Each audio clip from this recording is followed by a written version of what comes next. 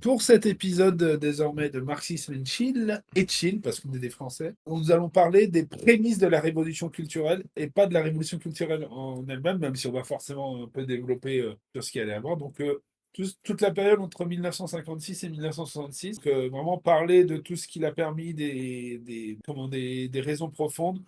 Pourquoi Mao a fait ça, et déjà sortir des caricatures qu'on a souvent, que ce soit même à gauche, hein, même dans des milieux qui vont se dire communistes. Voilà.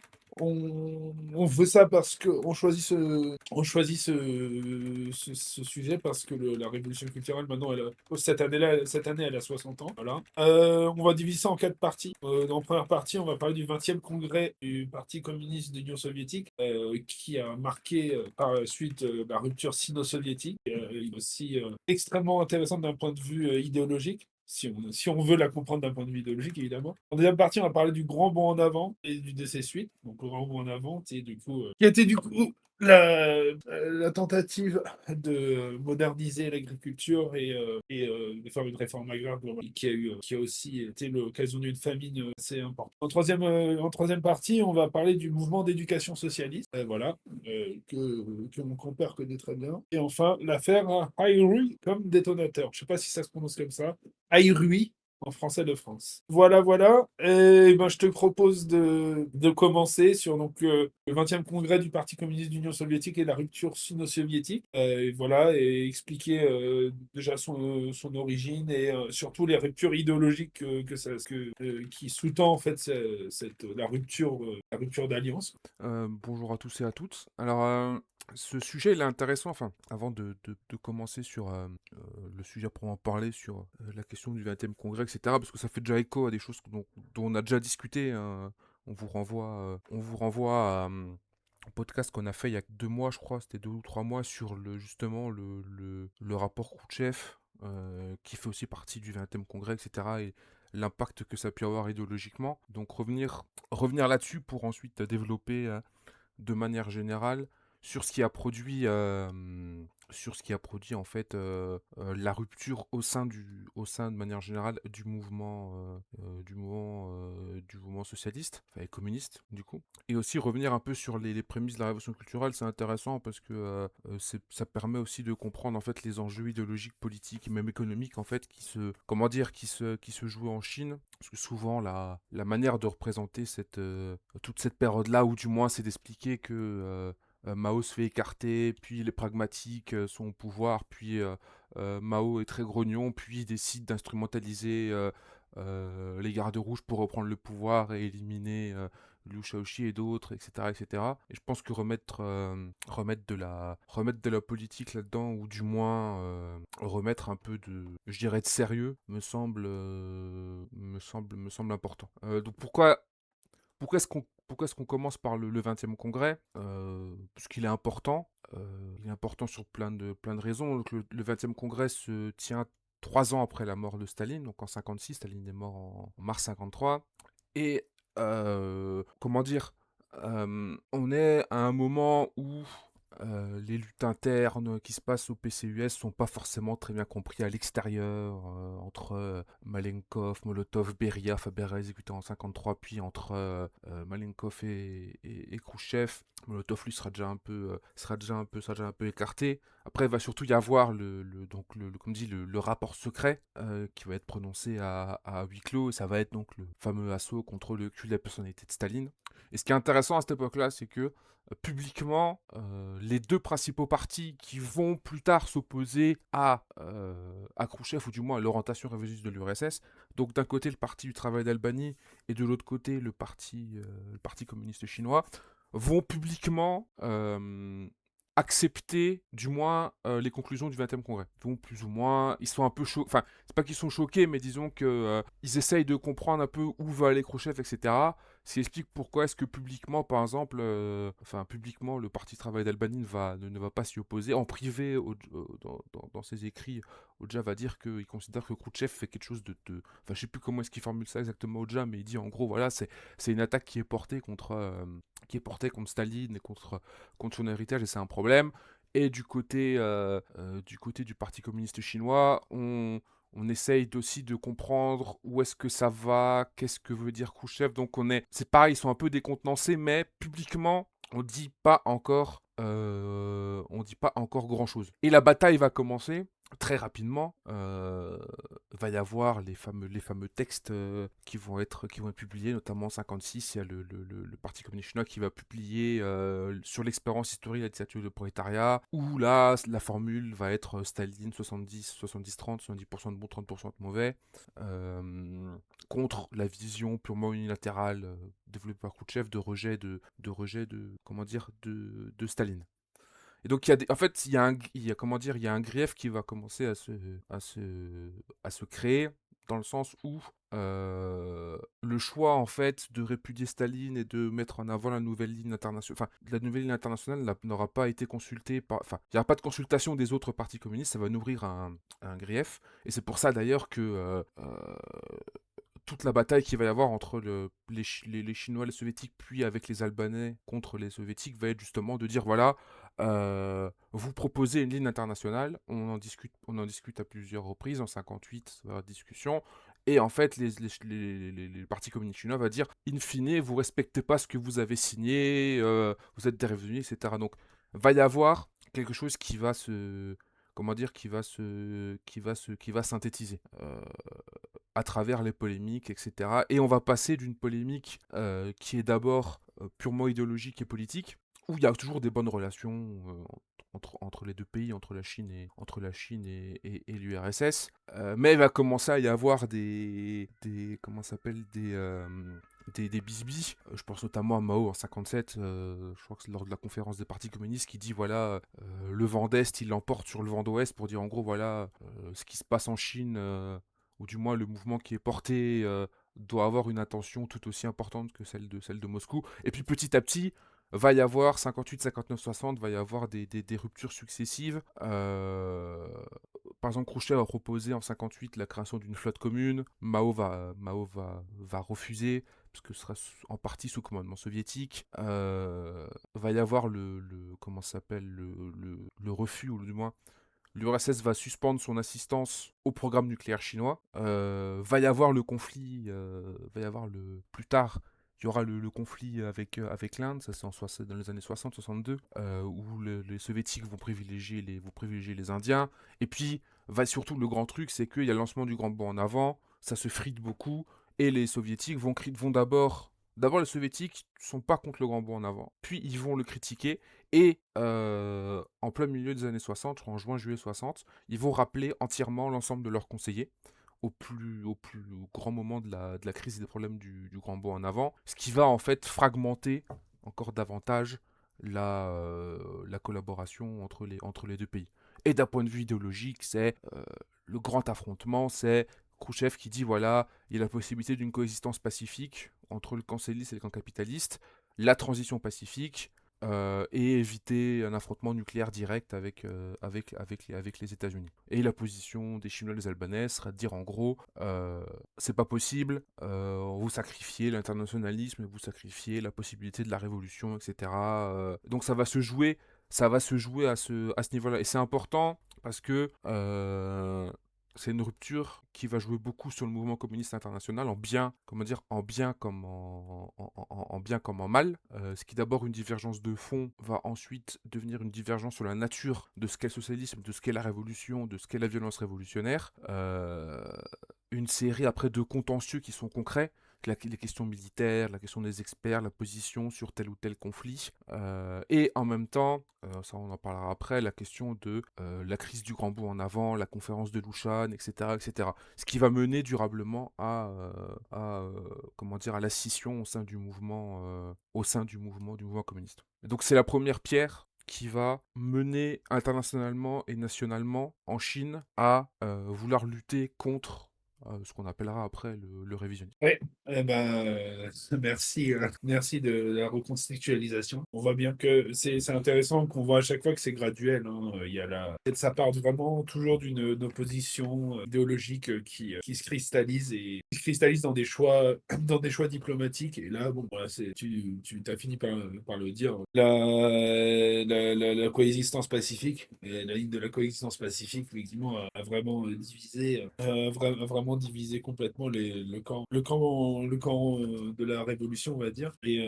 c'est intéressant parce que ça se fonde sur, enfin, comme toujours, hein, ça se justifie beaucoup aussi sur la peur d'un conflit nucléaire global qui s'entend, hein, parce que c'était vraiment un truc à l'époque. Une angoisse existentielle enfin, pour le monde entier, en gros. Et en même temps, moi, quand tu t'en parlais, alors je sais pas si elle est apocryphe cette phrase, mais il me semble que Mao avait dit que la bombe nucléaire était un tigre de papier. À quel point c'est un vrai truc. Bon, toujours est-il que ouais, c'était vraiment un épisode qui marque en fait une rupture dans le camp socialiste. Et du coup, par la suite, du coup, après cette rupture, on a eu l'épisode du grand bond en avant. On avait prévu de parler du coup maintenant. Bon, je peux rappeler ce que le grand bond en avant rapidement. C'est en 58 que ça commence. Et il s'agissait vraiment d'un effort volontaire de réforme agraire globale, de modernisation de l'agriculture. C'est une réforme agraire, comme toute réforme agraire d'un pays qui sort de relations, qui sort, je le fais un peu à la truelle, mais on va dire qu'il sort encore beaucoup d'habitudes de relations économiques en interne féodales ou semi-féodale. Cette modernisation, elle se fait toujours dans la difficulté, avec des conséquences très graves pour le coup. Et pour le coup, il y a eu une famine pendant ce moment allemand, famine dont les causes profondes sont à la fois externes et internes, hein. Externes parce qu'il y a eu il y a eu énormément d'intempéries, il y a eu la crue du fleuve jaune, etc., etc. Il y a eu aussi des erreurs qu'on va appeler gauchistes, dans le sens où il y avait une pression, il y a eu des rapports de production qui étaient faussés et qui ont empêché d'avoir une vision globale correcte sur le développement, quoi, tu vois. Et du coup, ça a eu un impact notamment pas sur le développement, sur les débats et la lutte entre les deux lignes au sein du Parti communiste, notamment entre la ligne dite que nous on va appeler de gauche autour de Mao et la ligne droitière. On pensait vraiment les choses qui, elle, en gros, comme tu l'as dit sur la partie de la rupture sino-soviétique, Mao qui voyait en gros qui voyait en gros la nécessité de trouver toujours la ligne révolutionnaire, d'éduquer les masses. On va passer là-dessus après d'ailleurs, d'éduquer les masses sur en faire vraiment un agent de l'histoire, un agent de la construction de la révolution et du socialisme, et la ligne de droite du Parti communiste chinois qui affirmait plus que il faut ouais, mais, entre guillemets, ouais, mais il faut quand même produire, faut quand même avoir de l'efficacité productive. Le grand bond en avant, le grand bond en avant et les erreurs internes liées au grand bond en avant ont beaucoup été utilisées contre la gauche, justement, comme la ligne de gauche. Et je pense que mon compère peut peut-être justement expliquer plus dans les détails au niveau des événements, des événements, en faisant une histoire un peu chronologique, expliquer vraiment comment graduellement ça s'est fait. Je te repasse la parole parce que je suis pas aussi cultivé là-dessus. En fait, en fait, ce qui est intéressant, c'est que le grand bond en avant, le grand bond en avant en tant que tel, en fait, il suit une logique, comme dit, qui remonte, en fait, qui commence avant et qui va se perpétuer après, dans le sens où ce qu'on appelle le grand bond, le grand bond en avant, qui va donc être lancé à partir de 58. Il est important parce que faut pas oublier, je pense, ce qui se passe avant le lancement du grand bond en avant, c'est-à-dire que en 57, il va y avoir deux choses très importantes. Mao va faire en février 57, devant la conférence, je crois que c'est devant la conférence suprême d'État, je crois. Il fait son discours intitulé de la juste solution des contradictions au sein du peuple. Et ensuite, va y avoir entre avril et mai 57, qu'on va appeler la campagne des Sans-Fleurs, que Sans-Fleurs s'épanouissent, que Sans École rivalise, qui est un appel explicite à critiquer la politique du parti par les intellectuels, les cadres, les personnalités démocrates non communistes qui appartiennent au parti, aux autres organisations qui sont liées dans le Front Uni, etc. Et ce qui se passe, c'est que, intéressant parce que il y a deux choses qui vont se passer. Premièrement, si on connaît aujourd'hui comment ça s'appelle le texte de la juste solution la juste solution des contradictions au sein du peuple, c'est ce que Mao appelle les contradictions antagoniques et non antagoniques. Ce qui est antagonique, c'est ce qui s'oppose, c'est ce qui oppose le peuple à ses ennemis de classe, et ça a traité par la dictature et la coercition, et les contradictions non antagonistes, c'est les contradictions au sein du peuple, entre ouvriers et paysans, entre les cadres et les masses, entre les partis et les masses, entre les intellectuels et le pouvoir, et par la méthode démocratique. Il ne faut pas de répression, il faut discussion, critique, persuasion, etc. etc. Et c'est intéressant parce que Mao ouvre cette période-là parce que le truc c'est de dire en gros, ils ont vu ce qui s'est passé en Hongrie, etc. Ils se sont dit, il faut qu'on libère un peu la critique, etc. Pour voir un peu les problèmes. Et il y a un débat historiographique comment dire, sur les intentions réelles de Mao vis-à-vis des sans-fleurs. Il y a ceux qui privilégient la thèse de Mao en fait aurait encouragé la critique pour démasquer et identifier les droitiers et les bourgeois au sein de l'appareil d'État pour ensuite les réprimer. Un peu comment dire, une manœuvre du type c'est ce que Mao disait, c'est faire sortir le serpent de son trou, tu vois, etc. Et t'as ceux qui pensent au contraire qu'en fait il y avait une sincérité dans l'initiative de Mao. Donc en fait il voulait une libéralisation limitée du débat interne, en pensant que les critiques en fait resteraient mesurées et constructives, etc. sur les contradictions non antagoniques. Mais ils se sont rendus compte en fait qu'il y a eu énormément de critiques qui ont été menées, qui appelaient, certains intellectuels parlaient littéralement de dégommer le parti communiste, de mettre en place une démocratie parlementaire, etc., etc., ce qui a poussé en fait à la campagne droitière. Les deux sont en fait, comment dire, à mon avis, les deux ne sont pas à exclure. Elles font partie d'un même processus. Et en fait, on voit en fait que dans quoi c'est déjà une généalogie de la révolution culturelle, c'est dans le sens où Mao met déjà en avant le fait que l'idée de la lutte des classes, en fait, elle se poursuit sous le socialisme, y compris sous des formes non antagoniques, et qui peuvent, dans certaines conditions, basculer vers l'antagonisme. Et cette logique, en fait, qui permettra comment dire, de comprendre pourquoi est-ce que 10 ans plus tard, les désaccords internes au parti qu'il va y avoir avec Liu Shaoqi, avec Peng Zhen, etc., vont en fait évoluer vers une contradiction de classe où là vont être désignées des personnes comme étant objectivement détenant de la voie capitaliste, etc. Donc il y a déjà ce mouvement qui va être, comment dire, le grand bond en avant va être suivi du mouvement anti-droitier qui va être extrêmement violent. Parce que en gros, 57, 58, 59, va y avoir énormément de répression, etc.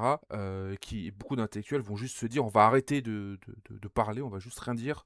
Parce que vu l'ampleur de la répression, si on dit quelque chose, on va juste se faire dégommer. Suite à ça, il y a le lancement du grand bond en avant. Et ce qu'il faut aussi avoir à l'esprit, c'est que dans cette même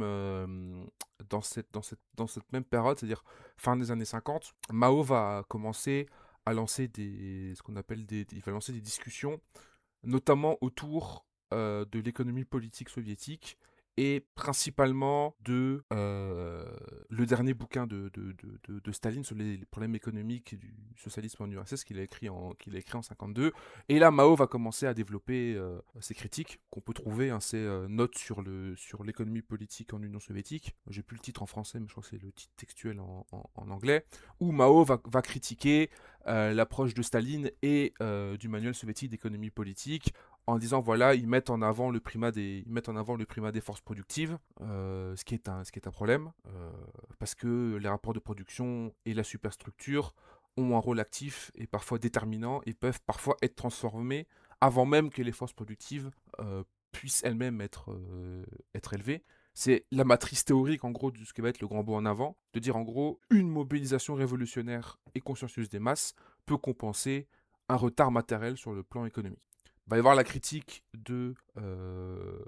la sous-estimation de la persistance de la lutte des classes, puisque Staline avait déclaré au milieu des années 30 qu'il n'y avait plus de classe antagoniste après la collectivisation et l'industrialisation. Mao va critiquer ça en disant que, en fait, il y a des nouveaux rapports de classe qui se créent au sein du parti, l'administration, etc., la bureaucratie, et qu'en fait, dire ça, ça désarme idéologiquement le parti. Il va aussi critiquer le système des kolkhozes en disant en gros voilà que on laisse pas, il n'y a pas assez d'autonomie qui vont être laissées aux communes, etc. Il y a beaucoup d'usages comment dire le primat de l'intérêt matériel individuel, c'est-à-dire encouragement à l'égoïsme par rapport à la conscience collective. Donc ça, il va critiquer, sera critiqué dans son texte sur les 10 grandes, les 10 grandes relations au sein du peuple. Il va rejeter également la question du déterminisme des étapes. En gros, il n'y a pas de caractère, il n'y a pas un caractère linéaire qui se fait dans le Ouais, développement. il critique le mécanisme de C'est ça. Staline, Voilà. la vision, et voilà, qui comprend les choses. Enfin, il voit les étapes comme une sorte de, ouais, de déterminisme automatique, dit C'est ça. le mécanisme, Mm, et pas quelque chose qui survit, qui est le résultat d'une lutte interne. c'est ça. Enfin, voilà. Oui, c'est ça. Ouais. C'est là, mais nous, on est maoïstes, hein, on l'avait déjà dit, et on critique aussi ça, l'idée il y a plus de lutte des classes ou sous le socialisme est une des plus grosses, enfin, une des grandes erreurs de l'Union soviétique, du développement de l'Union soviétique sous Staline, hein. Bon, Mm.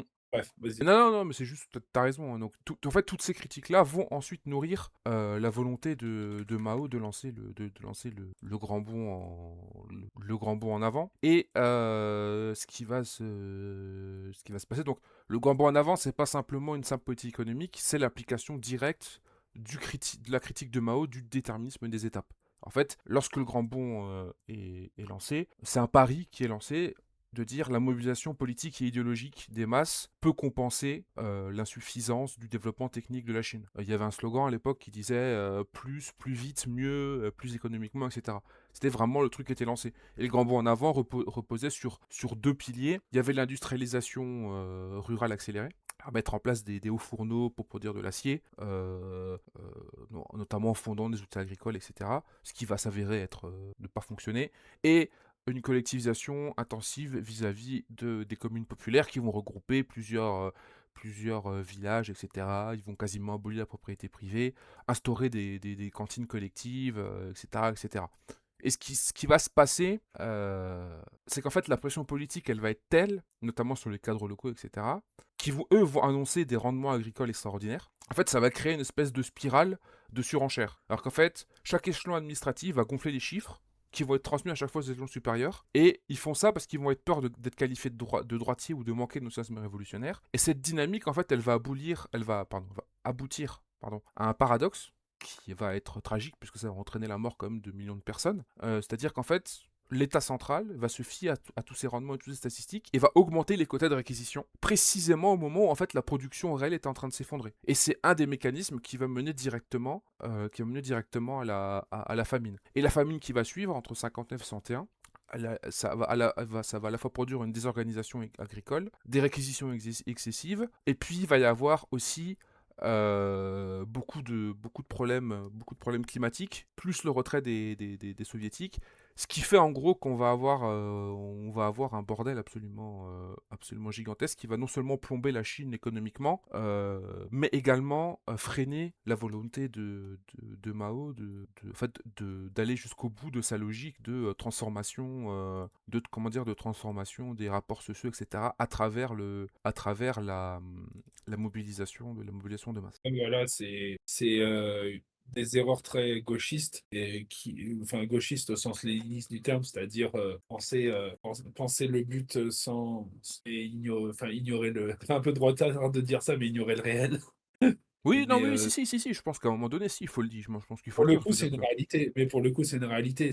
Moi, je suis d'accord qu'il faut poser le but avant les moyens, Hmm. mais à un moment, il faut quand même parler des moyens, quoi. Oui, bien sûr, Sinon, oui, oui, totalement. et oui, c'est un truc qui peut exister même à tous les niveaux, à tous les niveaux de développement des orgueils. Voilà, hein. Ça, c'est toujours possible. Et ouais, ça a été des problèmes qui ont beaucoup parsemé la gauche du parti communiste chinois et qui ont beaucoup nourri la droite. T'as pas trop mentionné ce fait, mais Non, mais justement, j'allais venir après, mais c'est pour oui, qu'on. oui, non, non, non, mais c'est pas, de toute façon, c'est pas un reproche, hein. Mhm. C'est juste, j'anticipe un peu, voilà. Et ouais, du coup, ouais, ça a permis, parce qu'on parle souvent de, là, je fais un petit flash forward, prolepse, comme on dit en français littéraire, une petite prolepse, c'est-à-dire que ce qui a permis à la fin d'avoir une Deng au pouvoir, hein, après la révolution, après la mort de Mao, après la transition que Huang Feng, mais après Deng, c'est aussi toutes c'est pas que, hein, mais c'est une des raisons, c'est que bah la gauche, toujours ça du pareil, la gauche au final fait énormément d'erreurs dans la façon d'approcher les dynamiques réelles, quoi, et d'avoir fait un petit peu une sorte de dogmatisme de gauche qui bah, vraiment a favorisé la droite. Et moi, je le comprends aussi de la part des masses chinoises de l'époque, hein, parce que les masses chinoises, elles voient des tarés, pas des tarés, mais des gens qui sont super heureux, qui font de l'enthousiasme et tout ça, et qui disent ouais, il y a plein de grains, il y a de quoi nourrir largement tout le monde et tout ça, ouais, vas-y. Et à la fin, bah, ouais, mais pas bien que c'est de la merde. Et bah, à la fin, quand t'as la droite qui arrive et qui te disent non, mais là, vos conneries idéologiques, au bout d'un moment, c'est chiant.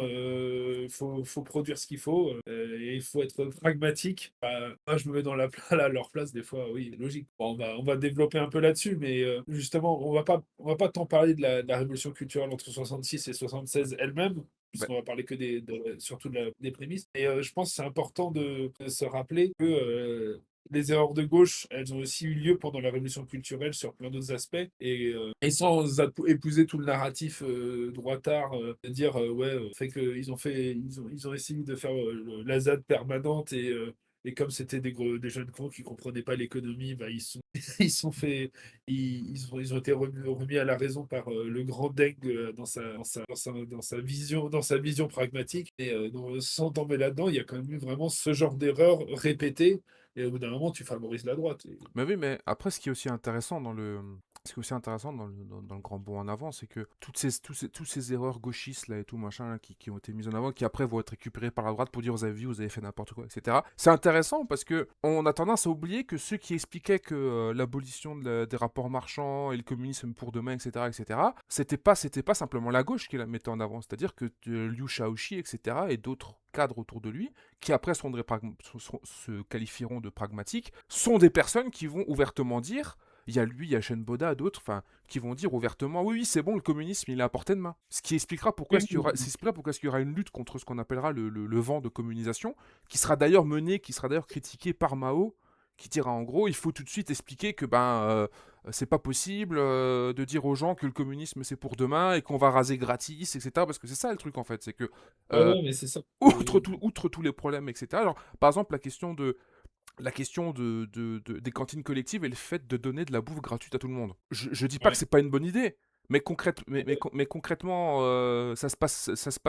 on règle ça comment? C'est-à-dire que tout le monde peut venir taper dans la gamelle. Alors, j'ai l'air d'être un droitard en disant ça, mais Non, non. ça pose de réels problèmes. Tout le monde, parce que sous le socialisme, c'est encore la répartition selon le travail. On répartit pas encore Bah selon les oui. besoins. Donc du coup, ça veut dire qu'il y en a certains qui vont venir. Enfin, c'est des questions qui se posent. Non seulement, alors, d'un côté, on dit le communisme c'est pour demain, il y a plein à bouffer, venez vous servir.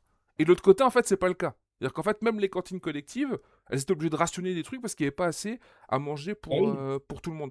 Et moi, ce que je trouve qui est intéressant dans le grand bond en avant, c'est qu'on dit souvent oui, Mao, il a pas voulu voir, il a pas voulu voir. Je pense qu'il y a une part de réalité dans le fait que Mao avait une très forte estime de lui-même et que ça lui faisait, comme toute personne, je pense, ça lui faisait énormément de mal de dire oui, effectivement, j'ai fait, comment dire, j'ai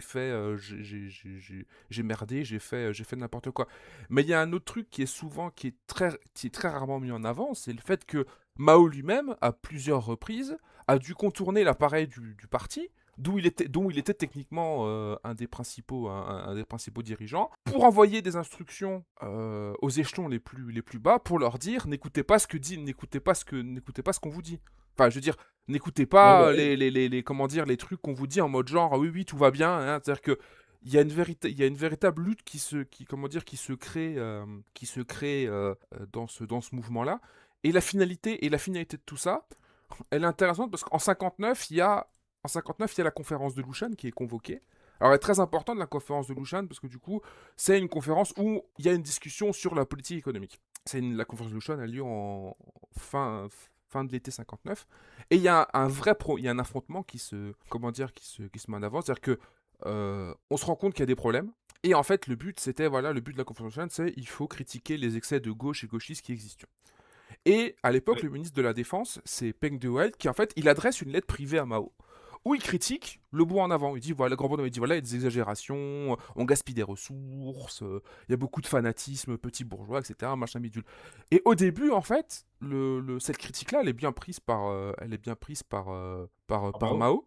Mais en fait, ce qui va se passer, c'est qu'il va se rendre compte qu'il y a plusieurs personnes qui vont s'allier derrière Peng Dehuai et qui vont commencer à attaquer de manière systématique enfin, l'ensemble de la ligne du parti, etc. Et ce qui est intéressant, c'est qu'en fait, il y a plein de débats qui ont également lieu à cette époque-là, parce que Peng Dehuai, vu qu'il était ministre de la Défense, il revenait d'un voyage en URSS, il plaidait pour une professionnalisation et la mise en place d'une armée assez similaire à celle en Union soviétique. Donc en fait, la conférence de Lushan va se transformer en lutte contre les opportunistes de droite, qui vont notamment être Peng Dehuai, qui va être remplacé par Lim Biao, qui va devenir ministre de la Défense, et les soutiens de Peng Dehuai. Mais la conférence de Lushan a été un... De base, c'était très bien passé, et les critiques qui vont être faites vont de plus en plus monter. Je veux dire, en 62, on en parlera après, il y a la conférence, il y a la conférence de 62. Mao raconte que en fait ce qui s'est passé à Lushan en fait, c'est qu'il y a eu des critiques, on voulait en discuter, il a dit on a commencé à critiquer Peng Dehuai et je paraphrase Mao, mais en gros Mao dit un truc du style on a commencé à travailler. Peng Dehuai s'est pointé, il a dit vous avez baisé ma mère pendant 10 jours, laissez-moi baiser la vôtre pendant 10 jours. Et Mao dit à partir de ce moment-là, on a plus réussi à travailler. Voilà, c'était plus possible. Voilà. Non, mais Voilà, c'est-à-dire qu'en fait, il y avait vraiment des questions politiques et idéologiques qui se mettaient, comment dire, mais c'est ça, c'est toujours trouver un qui ont équilibre, mûri. hein. Parce que l'équilibre entre, oui, bah, le réel et les vraies limites objectives. Et du coup, en fait, s'il y avait pas d'opportunisme, entre guillemets, là je parle, ce serait pas si difficile en fait d'en parler. Mais le problème, c'est que derrière les critiques de raisonnables, qui, qui peuvent être raisonnables en apparence ou ou qui sont fondées souvent sur du réel, bah, il y a, il y a de l'idéologie, il peut y avoir de l'idéologie réactionnaire. Donc, comment tu luttes dans ces conditions Mm. c'est une vraie question. C'est une question à tous les niveaux, hein, même maintenant. De dire le mouvement révolutionnaire en France, il est minuscule, mais ces questions se posent quand même. Moi, je peux vous le dire, hein. Je pense que si vous connaissez l'extrême gauche française, vous savez que c'est vrai. Vous savez il y a des lignes très réactionnaires qui peuvent se cacher derrière des critiques. Bon, bref. Enfin, mais oui, bah, tu fais bien d'en parler, hein. Tu fais d'en parler parce que ça décomplexifie. Enfin, si ça recomplexifie au contraire, ça désimplifie plutôt voilà, les discours sur les erreurs de Mao, sur les erreurs de gauche, quoi. Parce que là, on était en mode, ouais, on est des droites, on parle un peu comme des droitards, à dire que bah, ils pensaient qu'il y a l'abondance à portée de main, quoi, si j'ose dire. L'abondance du communisme à portée de main, mais en même temps, bah, enfin, les réponses, elles n'étaient pas juste, voilà, enfin, la bataille politique, elle n'était pas juste entre des fanatiques de gauche et des raisonnables de droite. Il y avait de la Mm. vraie liquidation en face, quoi. Et Mm. ça, c'est important de le rappeler en permanence. C'est Exactement. Mao qui disait, et c'est Mao qui disait, il faut trouver la ligne de centre-gauche, quoi. Non, enfin Et- pas de centre gauche, mais non, mais je crois ce qu'il voulait, non, bah, c'était plutôt ce qu'il voulait dire, c'était plutôt merde. Comment est-ce qu'il dit ça? C'était un truc du style, il faut isoler la droite, gagner le centre et ramener, tu vois, c'est genre isoler la droite, ramener le centre et avoir Quand la je dis gauche la... avec nous, tu vois. Non, mais il me semblait qu'il avait dit un truc du genre, bah, de ce genre pour dire, en gros, pas tomber dans le gauchisme. Oui, oui, Voilà. Mais oui, il l'a mieux dit, je préfère aussi cette citation. Isoler la droite pour neutraliser le centre centre, c'est ça, et gagner la gauche. et gagner la gauche. Et la gauche, la gauche a raison. Et le centre, il tangue en Mm. fait. Faut le faire tanguer, faut le faire tanguer de notre côté. Pas en mode, il sera jamais activement de notre côté, mais le faire suivre en fait. C'est tout. Exactement. Mm. Et c'est une lutte constante. Voilà. Et c'est une lutte constante. Et ce qui va se passer, c'est que du coup l'échec d'une partie du grand bond en avant, parce que on peut parfaitement reconnaître que le grand bond en avant, il y a eu des soucis et des problèmes extrêmement, extrêmement importants. Mais d'un autre côté, en fait, toute l'infrastructure, toute la base qui va permettre ensuite à la reprise économique ou du moins le développement d'une grande partie de la Chine qui va permettre à Liu Shaoxi et Deng Xiaoping de pouvoir, enfin surtout Liu Shaoxi à cette époque-là, de pouvoir relancer son problème économique. C'est parce que le grand bond en avant, malgré l'échec des hauts fourneaux, etc., enfin des petits fourneaux, etc., Ouais. ça va quand même moderniser une grande partie de la campagne soviétique. Il va y avoir des projets d'irrigation, il va y avoir le tout à l'égout, enfin je veux dire, Oui. il va y avoir plein de... ça va quand même créer des bases, ça va créer des choses, des Ah, infrastructures, oui, etc., qui vont permettre ensuite de développer l'économie, quoi. bah oui, c'est ça, c'est que, en fait, les échecs du grand bond en avant, c'était surtout des décisions, voilà, des vides, mais la modernisation, elle s'est quand même largement faite, quoi. Enfin, Mm, sur plein d'aspects, mm, sur plein d'aspects. Et en vrai, bah, après le grand bond en avant, cette modernisation, elle a continué quand même. Enfin, faut mm, arrêter. mm. Oui, Enfin, après, mais après, voilà, on peut évidemment, enfin, je sais pas, c'est trop facile de garder que les aspects. oui, oui. Mm. Enfin, bon, bref. Oui, Oui, oui, t'allais dire quoi? non, non, je voulais dire, non, c'est comme la question c'est comme la question pendant le grand bond en avant ce qu'on appelait l'extermination des nuisibles ou la Et moi non. campagne, ou la campagne contre les cas de peste, tu vois. C'est Ouais. comment dire, dans le principe, c'est juste, dans l'application, ça a été absolument catastrophique parce que ça a provoqué un écocide de pas mal d'espèces d'oiseaux, etc. Enfin, ça a été mené absolument. C'était mené absolument n'importe, pour le coup, n'importe comment. Et encore une fois, avec beaucoup trop d'enthousiasme et très peu de retenue et de calcul politique sur le long terme. Oui. Et qui a permis de faire Arte de faire des super documentaires. Oui, Mais non, là, c'est gratuit. oui, oui. Non, Mais, mais mais oui, mais et eux, c'est, ils le feront de toute oui, façon. Et tu peux toujours oui, trouver mais faire des focus comme ça. Je veux dire, ce que je veux dire, c'est que ça fait partie des erreurs à critiquer. Et c'est pas parce qu'ils ont fait ça et qu'ils l'ont mal fait que c'est une raison soit une raison pour absolument tout rejeter. Je veux dire, oui, s'il fallait absolument qu'on rejette, comment dire, s'il fallait qu'on rejette toutes les conneries ou tous les trucs qu'on critique, tous les trucs qu'ont pu faire comment dire, les capitalistes oui, c'est ça. en matière de zinzinerie, etc. Je veux Et dire, c'est ça. Putain, mais. j'ai appris ça récemment. Ça m'a fait extrêmement marrer. Euh, la Grande-Bretagne avait décidé entre 46 et 51 de transformer ce qui est aujourd'hui la Tanzanie en Oui. gigantesque champ d'arachides. Mais voilà. Oui. Ils ont balancé des millions de livres sterling et tout machin, et finalement au bout de 3 ans, on s'est dit non, ça marchera pas. Ah, super. Mais en Voilà. plus, monoculture, Ah oui, enfin, oui. vraiment. Oui, oui, enfin, Bah, c'est ce qu'ils ont. ils étaient en mode genre, ah oui, étant donné que la population britannique avait plus assez de matière grasse, du coup, on va transformer un pays entier en truc de monoculture, et t'inquiète, ça va marcher. Voilà, ce qui détruit l'économie du pays, bon, c'était leur colonie hein, déjà, Oui, mais je veux dire, ça détruit la diversité productive bah oui, de production. Enfin, et ils ont fait ça en Irlande, hein, au passage, hein, oui, au oui, niveau mais de là, ce que je veux dire, l'agriculture. c'est qu'ils ont Pourquoi fait il y a ça, eu de famine? ils ont fait ça en putain de Tanzanie. Je veux dire, les mecs sont arrivés Oui, avec de l'équipement lourd, ils ont commencé à saboter, ils ont commencé à niquer la terre avec des tracteurs, des c'est immense la bulldozers. Tanzanie en plus. Euh, comment Oui, dire, mais- ils se sont rendus compte que finalement le bush, eh ben, du coup, c'est compliqué à pouvoir travailler. Que, bah oui, quand tu commences à saboter des trucs, et bah du coup, tu te retrouves face à des éléphants, des rhinocéros qui t'aiment pas. Hein. Ah non, Enfin, tu vois, je veux dire, ça c'est, tu ça vois, dégage. Hein. je veux dire, il y a eu des dégâts, trucs dans le genre. Je veux dire, il y a pas de reportage sur Arte pour dire, oh mon dieu, la folie de la Mais, Grande-Bretagne au Tanganyika, tu vois. mais ça, c'est une dinguerie. Et en plus, en vrai. bon, là, tu parles des dingueries de la colonisation, parce que c'est lié à la colonisation, hein, au passage, voilà, hein, il n'y a pas ces questions qui se posent dans le cas de la Chine, hein, en tout cas sous Mao, et on me parle pas du Tibet, sinon je vais devenir agressif. Mais comment dire, voilà, mais même, tu vois, là, on parle du grand bond en avant, on parle du grand bond en avant Hmm. et des problèmes.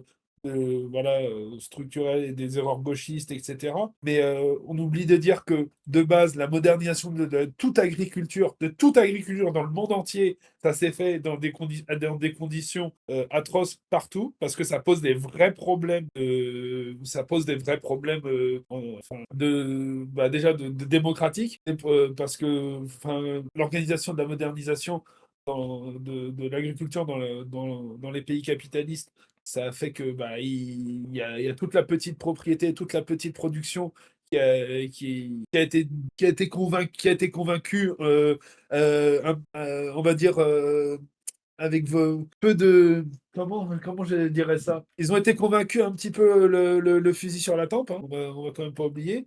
Il y a eu quand même des organisations de... Enfin, il y a eu des villages entiers qui ont été brûlés en Angleterre, en France, pendant le 19e siècle pour dégager les paysans. Et ensuite, il y a eu des lois de vagabondage pour les empêcher d'aller chercher d'autres terres à cultiver. Il y a eu plein de choses comme ça qui sont faites. Il y a eu énormément il y a eu des millions et des millions de morts en réalité dans la modernisation de l'agriculture dans le monde capitaliste au 19e siècle. Et ça, je veux dire, ça a été, c'est un truc dont on parle jamais. Il y a des problèmes structurels qui sont posés au fait de moderniser l'agriculture partout, tout le temps.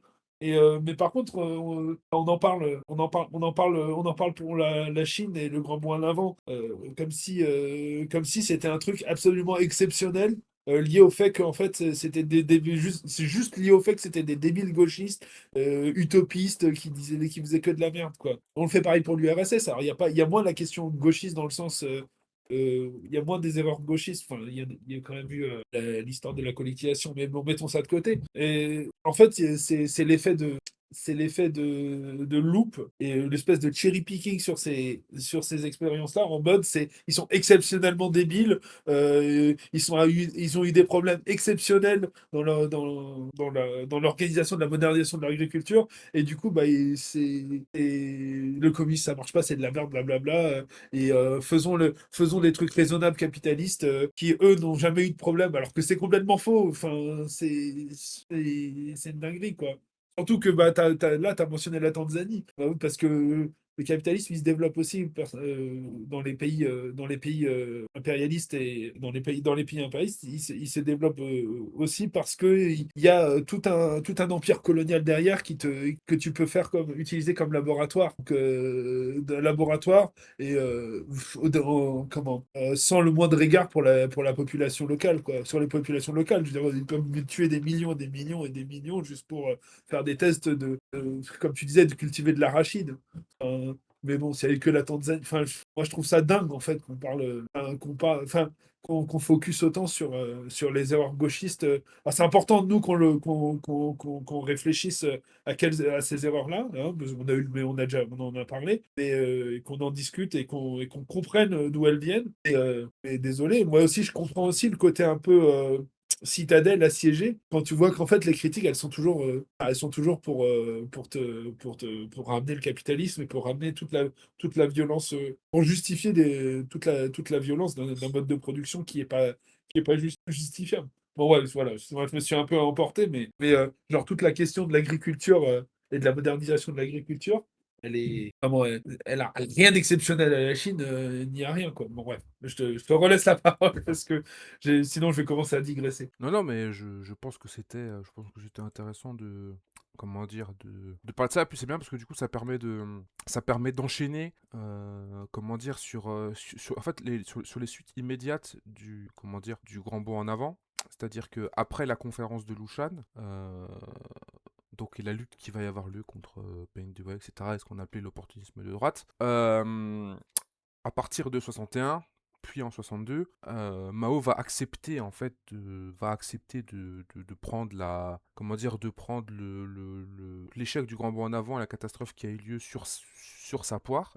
Notamment, c'est lui qui va mettre en avant la théorie de ce qu'on appelle les problèmes, comment dire, la majorité des problèmes, c'est les facteurs humains, pas simplement les facteurs environnementaux, etc. Donc il va prendre sur lui pour dire c'est de ma faute et tout, donc je me retire de ces questions-là, je me retire de pas mal d'activités, je reste à la tête de la commission militaire du parti, mais je vais réfléchir idéologiquement à ce qui va pas, quoi. Et ça va donc laisser, à l'époque, à Liu Shaoqi, qui devient président, et à Deng Xiaoping, qui est secrétaire général, ils vont lancer leurs fameux 60 articles sur l'agriculture, et ça va être les premières mesures de restauration. On va restaurer les parcelles privées pour permettre d'avoir plus de revenus, on va autoriser les marchés ruraux, locaux, permettre d'écouler les surplus, on va retourner à des unités de comptabilité plus petites, c'est plus la commune, mais c'est l'équipe de production qui va gérer, pour la répartition du travail, etc.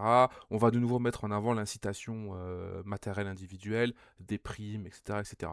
Donc il y a une reprise d'un point de vue pragmatique. Et cette reprise-là, en fait, elle est souvent connue parce que c'est la fameuse formule et la citation de Deng Xiaoping, peu importe que le chat soit noir ou blanc, l'important c'est qu'il attrape une souris. Enfin, c'est qu'il attrape la souris. Et en tant que tel, cette formule-là, le problème qu'elle a, c'est pas tellement le critère d'efficacité technique et matérielle, c'est juste que ça supplante ou ça met en avant, encore une fois, la question des forces productives et ça remet en arrière la question de la lutte des classes et de la transformation, la transformation des rapports sociaux. Et tout ça va se condenser au début de l'année 62, dans ce qu'on appelle la conférence des 7000 cadres. Les 7000 cadres du parti qui vont être convoqués, de l'échelon central jusqu'au secrétaire de, je sais plus de quel niveau régional, pour discuter de l'ampleur de la crise, quoi. Et à un moment où en fait le grand bond, enfin comment dire, le désastre du grand bond en avant, il est devant tout le monde, quoi. Problèmes démographiques, épuisement dans les campagnes, désorganisation économique, je veux dire, je crois que la contraction du PIB chinois a été pire que durant la grande crise américaine après 29, quoi. Je veux dire, ça a été un bordel absolument innommable. Et donc, à cette conférence, Liu Shaoqi va présenter un rapport et il va dire en gros, voilà, la catastrophe, c'est 70-30. C'est 30% de calamité naturelle et 70% d'erreurs humaines. Et il va inverser il inverse du coup comment dire, le ratio qui avait été mis en avant par le gouvernement, qui attribuait majoritairement ça aux calamités.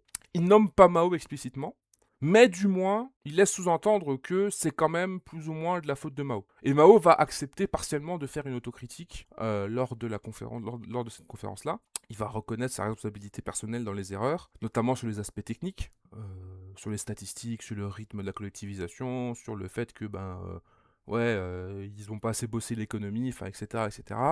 Lui, par contre, va mettre en avant le fait que c'est pas seulement son erreur, mais c'est une erreur collective. C'est une erreur de la direction du parti et même du parti de manière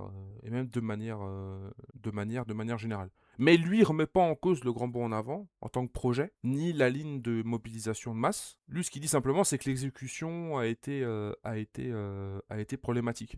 Et c'est intéressant parce que du coup, d'un côté, ça va donner du répit à Liu Shaoqi et Deng Xiaoping, qui vont leur permettre de mettre en place des mesures, entre guillemets, pragmatiques, qui sont concédées par Mao, parce que du coup, politiquement, économiquement, c'est compliqué de s'y opposer. Mais d'un autre côté, c'est la première fois que Mao est contesté au sein du parti, que sa ligne est publiquement remise en cause devant autant de cadres, etc., par le numéro 2, enfin par Liu Shaoqi. Et c'est précisément à partir de là que Mao va commencer à considérer que Liu Shaoqi, c'est pas simplement quelqu'un qui a des méthodes différentes en termes de gestion, etc., mais que c'est potentiellement quelqu'un au sein du parti qui veut maintenir la voie capitaliste. Et là, il y a une rupture. C'est-à-dire que jusque-là, les contradictions pouvaient être considérées comme non antagoniques et gérables dans le cadre interne du parti, conformément à la théorie qui a été mise en avant en 57 sur la contradiction au sein du peuple. Mais ça commence à se transformer dans le sens où Mao en tire des leçons en voyant qu'une partie de l'appareil du parti, en position de force, a été capable de remettre en cause la ligne générale, les trois drapeaux, etc., sur le développement socialiste, que du coup, il y a un problème qui est en train de se créer au sein du parti, qu'il va falloir réussir à traiter. Et pour traiter de ce problème-là, il va falloir relancer une étude générale à travers le pays sur ce qu'est la lutte des classes, ce que c'est que le socialisme, etc. Ce qui va déboucher sur le mouvement d'éducation socialiste. Ouais. Et du coup, on va passer à ça, le mouvement d'éducation socialiste, qui est vraiment quelque chose que je connais très mal. Que j'ai j'ai pas trop envie de dire n'importe quoi. Tu peux reprendre ta salive, boire un verre d'eau parce que tu vas devoir y retourner. Je suis désolé, mais là vraiment. Non, non, non, euh, mais il n'y a pas de... Il y a pas de... Non, non, non, bien sûr. Le grand bond en avant, c'est la partie que je connaissais le mieux et c'est quand même toi qui as le plus parlé, alors Il tu n'y a vois. pas de... Il y a pas de souci. Mais... Non, non, mais vas-y, je t'en prie, j'interviendrai peut-être pour dire pour faire part de mes des impressions. conceptions, Ouais, de vas-y, mes ouais. Non, mais impressions justement... Justement... et de ce ce qu'on en Ouais, tire politiquement, c'est ça qui m'intéresse en fait. ouais, Enfin, exactement. ce qui doit nous intéresser. D'ailleurs, un petit aparté, c'est super, j'adore l'histoire, hein. Y a pas de souci. Mais n'importe qui nous écoute, faites pas de l'histoire enfin, si vous faites de l'histoire, faites-le avec une volonté de comprendre politiquement les choses. Pourquoi les acteurs, d'ailleurs, normalement, c'est de l'histoire normale hein, de faire ça, mais de comprendre pourquoi les acteurs que vous mentionnez faisaient ce qu'ils faisaient, pour quelles raisons, avec quelle vision du monde. Et d'ailleurs, normalement, c'est ce que fait mon historien pour essayer de comprendre en général. Mais nous, en plus de vouloir bien comprendre les choses, c'est aussi pour pouvoir avoir une bonne ligne, une bonne compréhension des choses maintenant et pour nous guider dans la pratique. Sinon, c'est pas avoir, voilà. C'est juste un Non, non, propos, une insistance. Non, non, Pour je suis moi, c'est d'accord. super. Et en plus, moi, vraiment, vous avez le droit de kiffer l'histoire pour l'histoire, parce que c'est pas intellectuellement satisfaisant. Moi, je suis le premier, hein, voilà. Mais en tant que militant, vous pouvez pas vous contenter de ça. C'est tout ce que j'ai à dire. Non, Je t'en prie. Non, non, mais moi je suis d'accord, hein. Et d'ailleurs, c'est pour ça que le mouvement d'éducation socialiste est intéressant, parce que je pense que mon éducation socialiste, il permet de comprendre en fait vraiment les prémices de ce que va être la révolution culturelle et comment est-ce que Mao va essayer de remettre en avant la lutte des classes et essayer de comprendre politiquement, idéologiquement ce qui se joue. C'est intéressant parce que du coup, je pense que le mouvement d'éducationaliste montre très bien et, à mon avis, bat en brèche la théorie sur le fait que Mao avait perdu tout le pouvoir, c'est pour ça qu'il a lancé la révolution culturelle, etc., etc.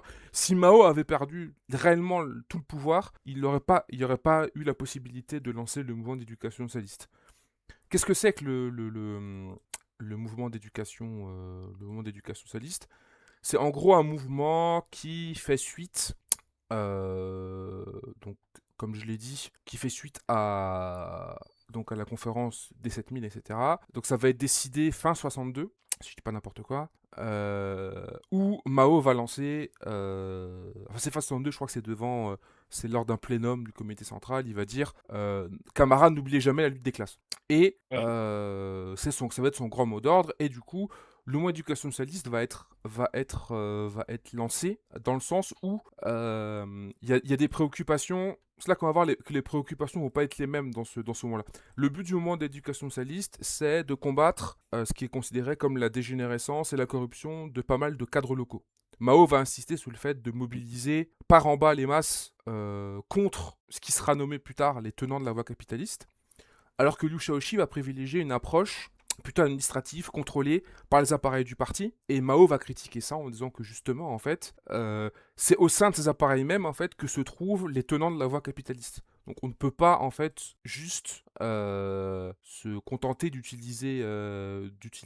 comment dire, d'utiliser ces instruments-là. Et donc, comment dire, euh, il y a deux préoccupations distinctes qui vont se créer. C'est-à-dire que, encore une fois, pour Mao, ça va être de combattre ce qu'il perçoit comme la résurgence de tendances capitalistes dans les campagnes, qui sont consécutives au choix économique du grand bond en avant. Et de l'autre côté, Les pragmatiques, avec Liu Shaoxin et Xiaoping, eux, leur but, ça va être de dire on va lutter contre la corruption locale, la mauvaise gestion des biens collectifs, etc., restaurer la discipline, etc., mais avec un objectif qui est un peu consensuel et qui est compris juste de manière, on va juste mener une campagne administrative pour, en gros, nettoyer un peu le parti, etc., etc., etc. Il n'y a pas de volonté, comme chez Mao, de dire, en gros, cherchons les racines, comprenons pourquoi est-ce qu'on en arrive là, quels sont les motifs idéologiques et politiques, comment dire, qui nous mènent à cet état de fait. Et donc sur quoi ça va déboucher? Ça va déboucher notamment sur ce qu'on va appeler la campagne la campagne du mouvement des 4 nettoyages, qui va être lancée en 63, qui est en fait un prolongement du mouvement éducation socialiste. Qu'est-ce qu'il fallait nettoyer? L'économie, les magasins collectifs, la propriété, les biens de propriété, la question des points de travail, la comptabilisation. Et là, c'est intéressant parce que l'application concrète de la campagne de nettoyage va montrer les contradictions qui vont éclater entre les deux lignes. C'est-à-dire que la ligne de Liu Shaoxi, qui va être mise en œuvre par son épouse, Wang Gongmei, qui va aller, je crois, à Taoyuan pour mener une espèce d'espérance pilote. Ça va se passer comment? En gros, il va y avoir des envois d'équipes de travail qui sont extérieures dans le village, qui vont contrôler ce qui se passe par la hiérarchie du parti. Et la méthode, elle est administrative et bureaucratique. On identifie par en haut les problèmes et les cadres corrompus, mais on ne mobilise pas les masses. Et donc, il y a une crainte explicite qu'une mobilisation des masses incontrôlée puisse déstabiliser l'appareil du parti. Mao va critiquer ça en disant en gros, les équipes de travail, ça vise à protéger la bureaucratie et les cadres au lieu de les combattre, les combattre. Ça ne permet pas de cibler et de comprendre qui sont les tenants de la voie capitaliste. Et surtout, en fait, il faut une exigence, c'est-à-dire qu'il faut que ce soit les masses elles-mêmes qui soient mobilisées, qui mènent la lutte contre les cadres corrompus, même si cela implique de déstabiliser l'appareil local du parti, mais il faut réussir à mener cette campagne de manière vigoureuse. Et donc les 4 nettoyages sont intéressants parce que ça va être un laboratoire, on va se tester à petite échelle dans les campagnes les méthodes qui vont être après généralisées pendant la révolution culturelle. Mobilisation de masse contre certains cadres, contournement de certaines hiérarchies intermédiaires ou du parti, etc. Il y a un appel direct à la base contre les bureaucrates, contre les tenants de la voie capitaliste. Et c'est intéressant parce qu'il va y avoir un échec quand même relatif du mouvement qui va produire qui va pousser Mao à considérer qu'en fait l'envoi des équipes de travail c'est trop timide, c'est trop bureaucratique, etc. Et il faut une mobilisation de masse bien supérieure qui sorte simplement du cadre du parti, mais qui permette aussi de nettoyer le parti lui-même de ses propres scories et de ses propres problèmes. Et ça, c'est intéressant, parce qu'on voit que c'est vraiment des méthodes. Il y a vraiment 2 types de méthodes. Ce serait exactement pareil pendant la révolution culturelle, entre d'un côté, l'équipe d'envoi de travail extérieur, des cadres venus d'ailleurs, ce sera utilisé, on en parlera, je pense, quand on parlera de la révolution culturelle. C'est ce qui sera utilisé au tout début de la révolution culturelle, quand il y aura les premiers bordels dans les universités en 66. Donc, ces équipes de travail vont opérer de manière discrète et centralisée, vont s'appuyer sur une enquête qui est contrôlée, etc., qui vont éviter trop les enquêtes, etc. Et Mao, sa critique, c'est de dire, en gros, on confie le nettoyage du parti au parti lui-même, dans une sorte de logique d'autocontrôle bureaucratique. Et en fait, ça peut que structurellement ni éliminer les tenants de la voie capitaliste, mais surtout, en fait, ça permet de créer des réseaux de protection et de solidarité entre ces mêmes cadres qui vont continuer à perpétuer la ligne révisionniste. C'est passionnant. Désolé. Après, il y a, Ouais. je veux dire, Désolé. non, non, non, C'est non, pas il n'y a pas de souci parce que au sein, j'en profite, parce qu'au sein du mouvement de l'écossoniste et même du 4 nettoyage, donc il y a il y a cette volonté de vouloir traiter la contradiction à l'intérieur des structures du parti de manière entre guillemets normale, on le voit. Et ça va aboutir sur. Il y a plusieurs choses qui vont aussi se mêler. À partir de ce moment-là, Mao va aussi commencer à travailler l'armée, qui est dirigée par Lin Biao. L'armée va devenir un peu comment dire, le cœur battant un peu de l'idéologie, de la politique, où Lin Biao va transformer l'armée un peu en école de la pensée Mao, etc., avec tous les problèmes que ça va avoir, mais je veux dire, ça avait un sens à l'époque de vouloir s'appuyer en partie sur... de sur s'appuyer l'armée. en partie sur l'armée. Va y avoir des critiques très intéressantes de Mao à propos du ministère de la Culture. Il va critiquer le ministère de la Culture à plusieurs reprises. Il va y avoir des instructions qui vont être données. Mao va dénoncer le fait que dans beaucoup trop de domaines, le théâtre, etc., la musique, etc., il y a beaucoup de problèmes et que la majorité des associations littéraires et artistiques ont pour la plupart failli appliquer comment dire, la politique du parti en matière d'art. Je crois qu'il va même jusqu'à dire à un moment donné, moi je propose qu'on arrête d'appeler ça le ministère de la Culture et moi je propose qu'on nomme ça le ministère des rois, des empereurs, des concubines parce que en fait enfin en fin de compte c'est de la culture enfin c'est de la culture féodale. On met en avant les grandes figures, les grands machins, mais je veux dire il y a pas de, il y a comment dire, il y a pas de, ça parle pas des masses. C'est pour ça que Jiang Jing va reprendre en main l'opéra, etc. Va y avoir des réformes qui vont être mises en avant. Va y avoir les, comment s'appelle, les premiers opéras modèles qui vont sortir. Le détachement rouge féminin, la lanterne rouge, la prise de la montagne du tigre, qui vont être en fait qui vont faire partie des 8 grands opéras modèles euh, comment dire, qui vont être mis en avant pendant la révolution culturelle. Et il y a, je suis en train de réfléchir parce il y a plusieurs choses qui s'imbriquent. Il y a la question très importante du débat qu'il va y avoir avec le directeur de l'école du parti, un des plus grands philosophes à l'époque du parti, qui s'appelle Jiang Zhen, pardon, qui va être en gros celui qui va mettre en avant la thèse de deux fusions en un. Ouais, À tes souhaits. ouais, ouais, t'inquiète. Qui va être en gros la question de deux fusions en un, alors que la dialectique, et notamment maoïste, va être de dire en avant la 1 se divise en deux, c'est-à-dire que tout phénomène, toute Oui, unité mais des l'inverse. contraires contient en elle-même deux aspects contradictoires qui s'opposent et sont en lutte. Et donc, appliqué à la société, ça implique que même après la nationalisation, l'industrialisation, la collectivisation, la société elle reste traversée par des contradictions de classe.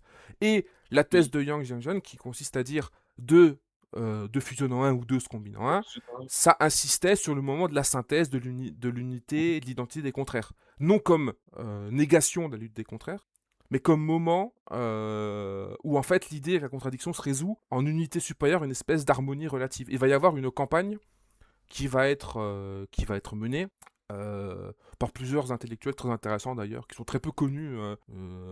Je pense à Aisiki, etc., qui vont critiquer cette théorie-là en disant en gros, voilà, insister sur l'unité et l'harmonie des contraires, ça minimise la lutte des classes.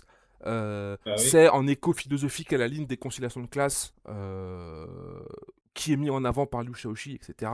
Et enfin, Jiang Xiangzhen va être accusé, il va être purgé en 64 de vouloir éteindre artificiellement la lutte des classes par une opération spéculative, etc. D'un point de vue, philosophique. Et dernière chose qui est, enfin, avant qu'on passe à la suite, Ouais. ce qui va aussi se jouer dans le mouvement éducationniste, le dernier grand moment, je dirais, avant l'éclatement propre de la révolution culturelle, c'est la question des 23 articles.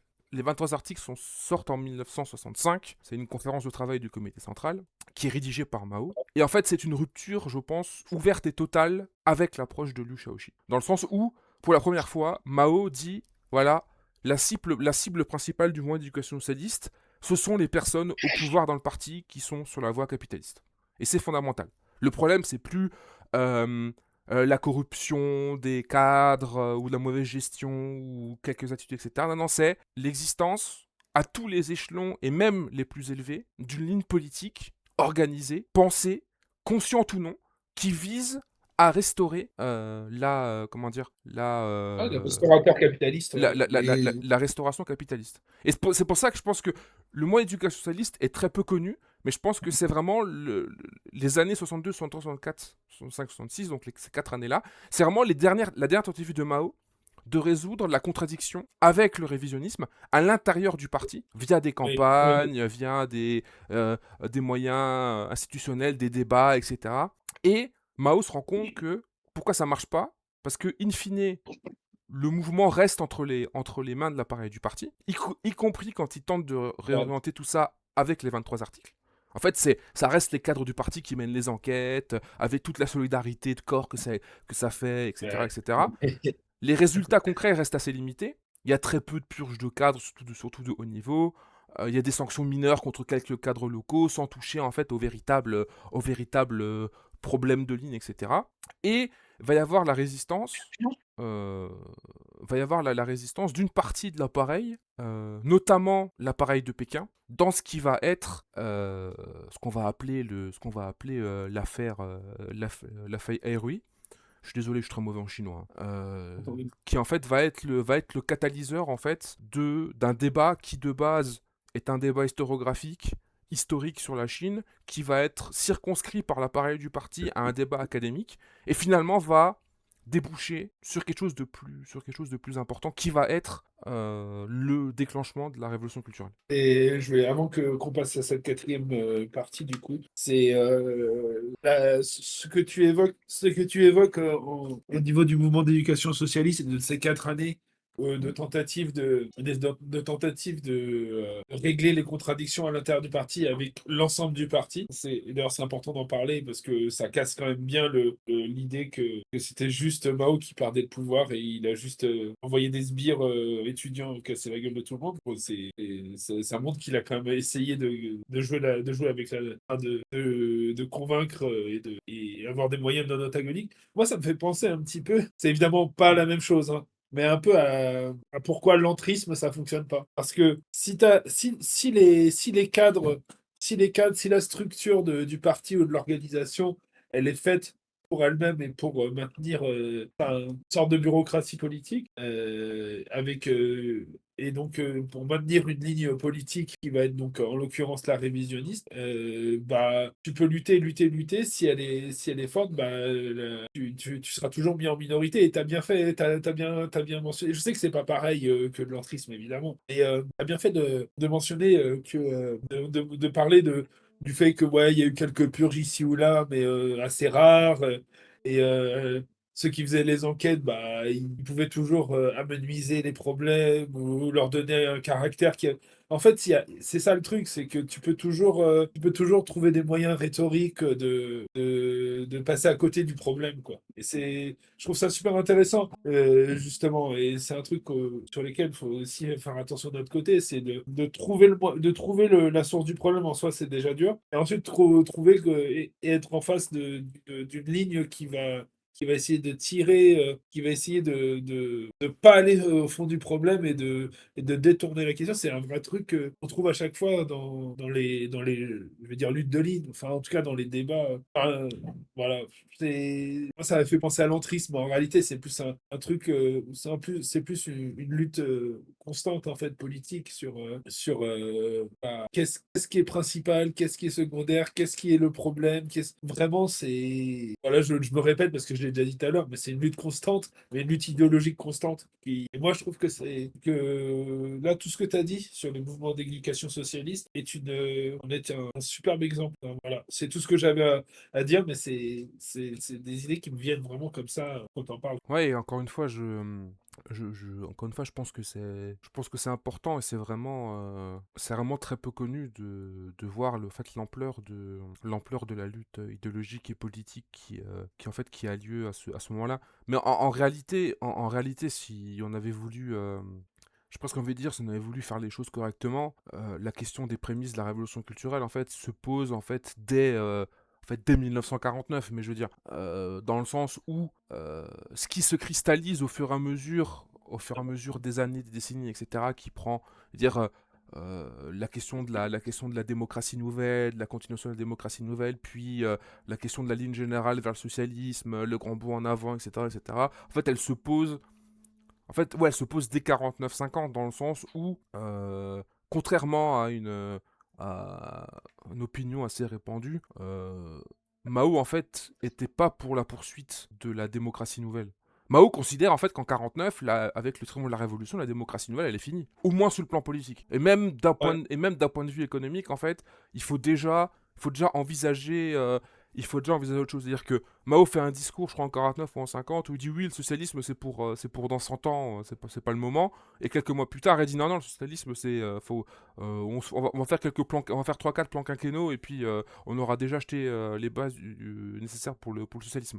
Et c'est à ouais, l'époque Liu Shaoqi, les droitiers qui sont en mode genre non, non, il faut maintenir la ligne de démocratie nouvelle, on peut pas se lancer dans le socialisme parce qu'on n'en a pas les bases, etc. Donc en fait, en soi, c'est déjà un débat qui a lieu dans le Parti communiste chinois, j'ai envie de dire, dès l'accession au pouvoir, sur les questions fondamentales, idéologiques, politiques, en sachant en plus, encore une fois à l'époque, à cette époque-là, Mao voulait être, entre guillemets, plus stalinien que Staline, dans le sens où, dans les discussions qu'il y avait, ou du moins les discussions qu'il y a eu entre Mao, Zhou Enlai, etc., ceux qui ont discuté avec Staline, ou même les câbles ou les télégrammes, etc., ironiquement, alors que Mao était en mode genre il faut lire ce qu'ont fait les soviétiques, il faut s'inspirer des soviétiques, de leur plan quinquennal, de ce qui s'est passé en 29, etc. Staline était pour le coup plutôt modéré et cherchait plutôt à modérer Mao sur le plan économique. En lui disant non, non, faut pas tout de suite commencer à industrialiser, etc. Enfin,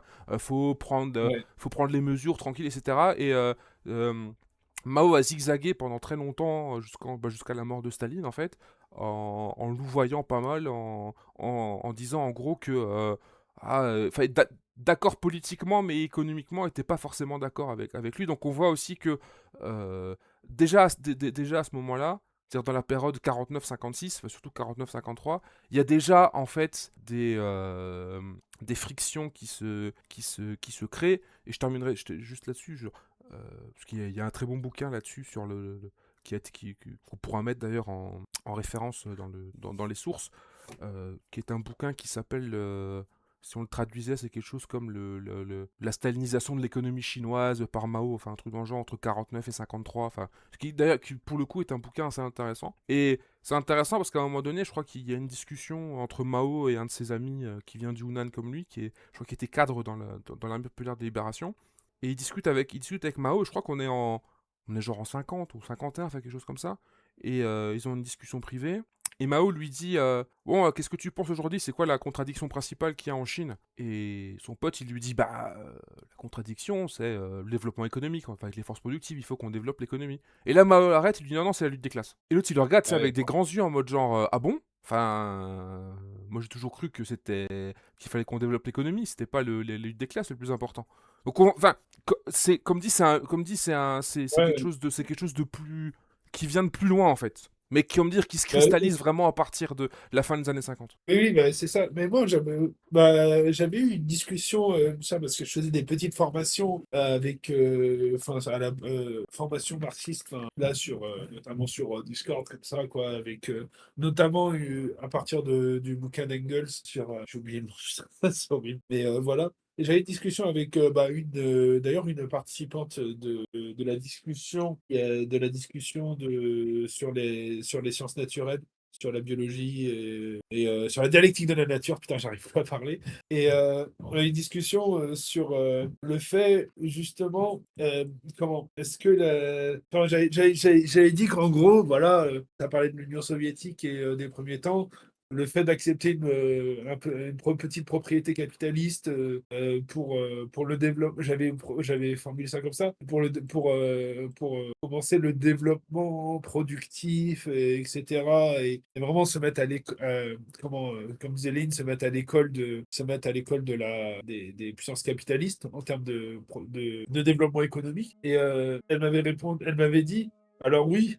Mais en fait, alors oui, c'est vrai, il dit ça, mais en même temps, en vrai, dans un système, ce développement, il aurait totalement pu se faire en termes techniques, technico-techniques, sur une forme socialiste, sur la collectivisation, etc. Techniquement, c'est pas technique le problème dans ces conditions, c'est plus démocratique, quoi. Et comment le faire accepter aux gens et comment avoir une sorte de consensus autour de voilà d'une ligne avec enfin la conscience, avec la conscience existante dans les masses, bah oui, c'était accepter une certaine propriété capitaliste pendant quelques années, c'était une nécessité, mais c'était pas une nécessité tant économique que ça, quoi. Et bah ça me fait, ce que tu me dis, ça me fait penser à ça, Here you are.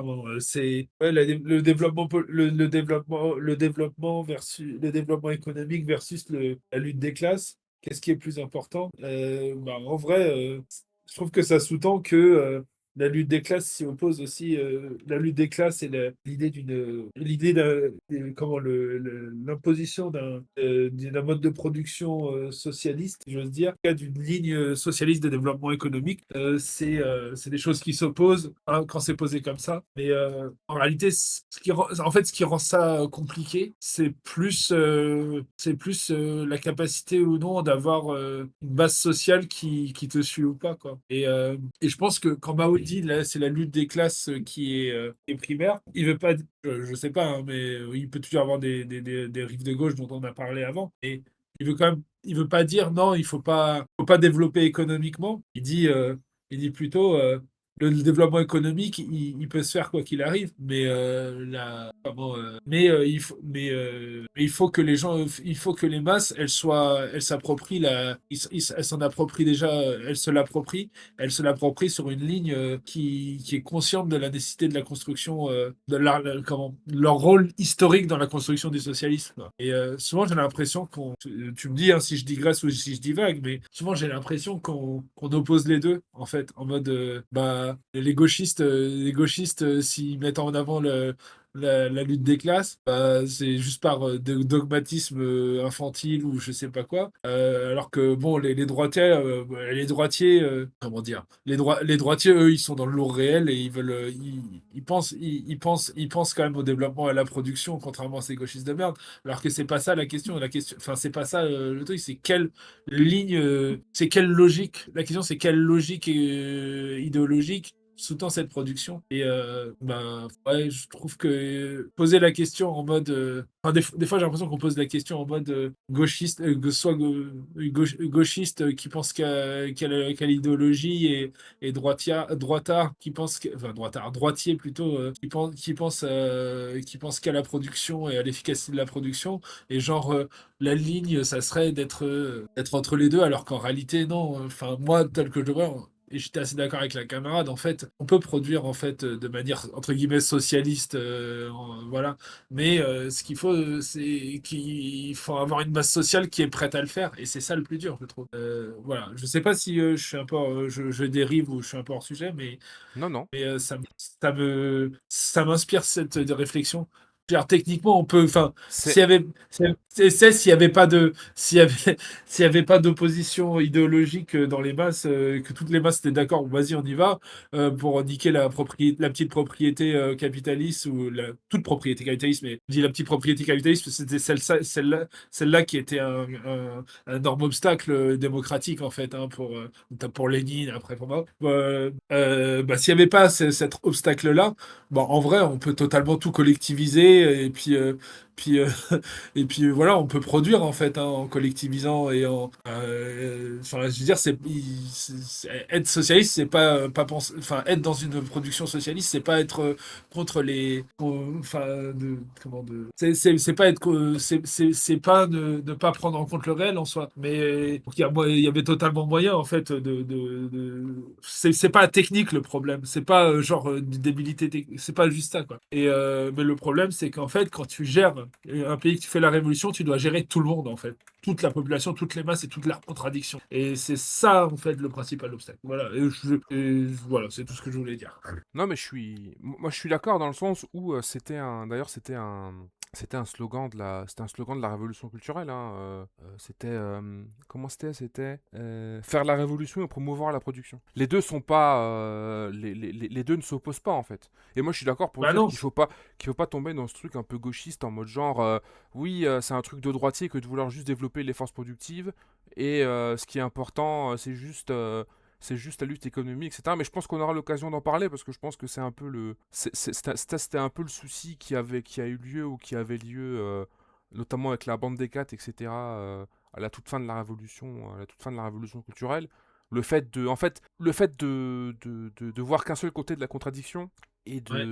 et justement de pas comprendre que oui, ça change pas le fait que on va pas se nourrir de comment dire, de slogans et de dialectique, quoi. Ce serait bien, mais c'est pas comme ça que marche la vie, quoi. Donc il faut Ouais. réussir à mon avis, ces deux choses doivent se prendre, doivent bien se comprendre. C'est pour ça, quand je parlais tout à l'heure de la fameuse citation de Deng Xiaoping sur qu'importe la couleur du chat tant qu'il attrape la souris. Le souci, c'est pas. Encore une fois, le souci, c'est le pragmatisme qu'il y a derrière et qui vise juste à dire.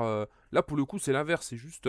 Il faut juste que ce soit efficace. On s'en fout. La réalité nous montre que voilà, il faut faire ça, donc du coup, il faut le faire. Et là, du coup, on évacue l'idéologie. Le problème, c'est quand on fait l'inverse. Ouais. Le problème, c'est quand on fait primer uniquement l'idéologie ou comment dire. Ouais, quand on veut faire uniquement primer l'idéologie ou la politique, tu vois. Encore une fois, c'est un mot d'ordre de la révolution culturelle. C'est quand la révolution culturelle dit faut mettre l'idéologie au poste de commande. Encore une fois, ça se comprend dans le sens où il faut que les orientations idéologiques et politiques naissent et se façonnent à la fois par la pratique, et cette pratique-là, elle est autant théorique qu'elle est pratique, donc il y a Ouais. une nécessité aussi de comprendre les mécanismes économiques, etc., etc. Enfin, tout ça, c'est des choses, à mon avis, oui, c'est pas simplement, moi je suis d'accord, hein, c'est pas simplement un truc en mode genre, oui, soit t'aimes les forces productives ou tu les aimes pas, quoi, genre, Et c'est c'est ça, mais c'est plus c'est compliqué un que ça. truc que je. Ah oui, mais c'est une impression que j'ai des fois sur certains, sur la compréhension de certains, quoi. Genre, c'est l'un ou l'autre. Ben non, c'est pas l'un ou l'autre. En fait, mais enfin, en fait, le truc, et je pense, ça, c'est un truc, je pense, globalement, c'est nous les gauchistes, si j'ose dire, on a un peu contre nous le fait que si une erreur de gauche, en fait, une erreur gauchiste, donc de mettre de mettre les conditions objectives de côté et dire il faut faire ça parce que c'est ça l'idéologie. Ça a des impacts sur le réel qui sont assez visibles en fait du tout venant quoi. Dire, et tandis que les erreurs de droite, bah, elles sont un peu, c'est pas les erreurs de droite, mais l'opportunisme de droite d'évacuer l'idéologie révolutionnaire. En fait, les conséquences, elles sont graves au sens historique du développement révolutionnaire. Par contre, elles sont très fonctionnelles. En fait, même si si as une ligne de droite, bah, tu as quand même un pays, entre guillemets, une production, on va dire, fonctionnelle d'un certain point de vue. Je sais pas comment. Et je pense que globalement, c'est là qu'on part tout le temps par rapport à la droite, on part tout le temps un peu en retard. Parce que pour faire comprendre. De base, déjà, il faut faire comprendre l'abstraction qu'il faut avoir pour comprendre son rôle historique dans la Révolution et tout ça. Mais en plus, quand tu fais une erreur de gauche, bah, t'es là en mode, mais t'as l'air d'un con parce que en fait, il y a le côté un peu, ouais, bah quoi, t'as pas pensé au lourd réel, t'es vraiment un connard de gauchiste, quoi. Bah oui, mais en même temps, bah, les erreurs de gauche, c'est vraiment ça, en fait, quand tu réfléchis. Et bah, c'est compliqué, c'est compliqué en fait, c'est compliqué de trouver cet équilibre, là. Enfin, je sais pas comment, pas l'équilibre, mais de le faire comprendre. Enfin, je veux dire, d'avoir de construire une base sociale qui comprend ça, c'est très compliqué parce que les erreurs nous coûtent plus cher. Et en plus de base, on n'a pas la force des habitudes sociales déjà en place. Mm. Enfin, bref, c'est ça que ça me fait penser. Bref. Non, je suis d'accord. Ouais, non, mais c'est pour ça que c'est pour ça. C'est marrant, parce que c'est vrai dans n'importe quel système, je crois. J'ai l'impression même les systèmes les plus capitalistes et tout ça. Genre, quand t'as la gauche qui propose un truc, c'est toujours ce qu'on lui oppose, quoi. Genre, non, mais c'est pas réaliste, c'est pas ceci, c'est pas cela. Et en gros, la droite a toujours le discours de la gestion, quoi, de la gestion du réel. Et en fait, la gauche doit en permanence être nickel de ce point de vue-là et quand même proposer des perspectives de changement et de transformation, quoi. Et quand ça foire, bah, du coup, si on avait géré le réel comme le proposait la droite, on s'aurait trouvé bien mieux et on repère, quoi. Ça fume. Enfin, bref. Je pense que je te propose de parler de l'affaire. Oui, comment j'arrive pas à le prononcer. Mais l'affaire Hairoui. Oui, ouais. Ouais, aïe, oui. Hairoui. Cette Et affaire. oui, Ouais. vas-y. Ouais. Cette affaire, enfin, Cette affaire, elle est intéressante parce qu'elle éclate. Elle éclate à la fin de 65. Elle éclate en novembre 65. Mais c'est intéressant parce que comment dire, de parler de ça spécifiquement, entre comment dire, entre merde, excusez-moi, entre les 23 articles donc qui sortent début janvier 65 et la parution en novembre de la critique qui va être faite par Yao Wenyuan, qui va devenir un des grands, enfin des grands, du moins un des membres de la bande des 4, etc. Il y a un petit événement qui est assez peu connu, qui se passe en 65, je dirais entre ces deux dates, qui a été relaté par un bouquin. Malheureusement, j'ai pas réussi à trouver le bouquin. Je sais qu'il est souvent cité, mais j'ai pas réussi à le trouver. C'est un bouquin, en gros, qui s'appelle en fait, grosso modo, s'il fallait le traduire, ce serait Prélude, le retour de Mao Tse-tung au massif du Xinjiang. Qu'est-ce que c'est? C'est là, en gros, où a été établi en 27, après l'écrasement des moissons d'automne, la première base soviétique et qui va donner l'armée rouge chinoise, etc., etc. Et c'est intéressant parce que du coup, il va y avoir un voyage qui va durer pendant 44 jours où Mao va partir. Donc c'est pendant le printemps 65. Il va partir de Pékin, il va aller à Wuchang, il va partir à Changsha. Et ensuite, à partir du mois de mai, il va suivre l'itinéraire du soulèvement des moissons d'octobre et remonter justement le mont Jiganshan. Et ce qui est intéressant, c'est que Mao va avoir des discussions avec plusieurs, avec plusieurs personnalités. Donc la personne qui a écrit ça s'appelle Ma Zhejiang. Donc il a publié ça, je crois, il y a une vingtaine d'années. Et en fait, c'est des entretiens oraux avec des témoins qui ont côtoyé Mao et tout ça, etc. Et en fait, c'est Mao en fait, qui exprime un peu ses vues sur la révolution culturelle. Et c'est intéressant parce que il y a des fois des dimensions personnelles et un peu romantiques, symboliques. Mao qui dit je vieillis, j'ai envie de retourner au mot Xinjiang, là où tout a commencé, etc. Il y a des débats très intéressants. Mao parle un peu parle de la question justement de la voie capitaliste, la voie socialiste, la question du contrat des ménages, enfin toutes les réformes qui ont lieu de l'agriculture, etc. Comment est-ce que en fait les excès du Grand Bond en avant ont freiné l'enthousiasme paysan, etc. Et Mao critique tout ça en disant en gros oui, le travail individuel dans les campagnes c'est pas bien, etc. Il faut remettre en avant la question de la politique. Et puis il y a des discussions qui ont lieu avec des secrétaires après cette rencontre-là, de différents secrétaires à travers le pays, où Mao en fait critique l'administration du parti, discute avec des cadres militaires, etc. C'est intéressant parce que du coup pour la révolution culturelle, ça se place comme dit entre les 23 articles et l'article de Yao Wenyuan dont je vais parler. Donc c'est assez intéressant. On mettra en lien. Il y a possibilité de pouvoir lire ça, ou du moins de lire quelques extraits en anglais. C'est assez intéressant. Mao discute un peu on est vraiment pré-révolution culturelle. Il discute un peu de c'est quoi l'Union soviétique, qu'est-ce que c'est que la bureaucratie dans le parti, comment est-ce qu'on peut faire pour éviter que ça arrive, que c'est que le capitalisme. Enfin, c'est assez intéressant. Alors qu'est-ce que c'est que l'affaire RUI? Alors, de base, c'est une pièce qui a été écrite en 61 par l'historien et le vice-maire de Pékin qui est Wuhan. Donc la pièce s'appelle Airui destitué de ses fonctions. Et en fait, ça part de l'histoire vraie, justement, de Airui, qui était un fonctionnaire de la dynastie Ming, qui était réputé pour son intégrité, etc. Et qui a critiqué à l'époque l'empereur Jiang Jing pour ses injustices envers le peuple, notamment la restitution de terres confisquées aux paysans. Et il va se faire destituer parce qu'il a protégé les paysans contre l'empereur. Et ce qui est intéressant là-dedans, c'est qu'en fait, il y a un vaste débat politique et académique qui va avoir lieu sur la figure de Airui, et puis ce qui va se poser sur les questions de comment est-ce qu'on doit traiter les personnages historiques dans l'historiographie, enfin, de manière marxiste. Est-ce qu'on doit célébrer des figures issues de la classe féodale dominante, donc un mandarin, au nom de vertus un peu transhistoriques, intègre, courage face à la justice, qui défend le peuple. Et en fait, Wuhan, à l'époque, avant de faire cette pièce, en 59, il avait déjà écrit des articles. Enfin, parce que Wuhan était un historien qui était reconnu sur la période des Ming. Il avait publié plusieurs articles sur Airui.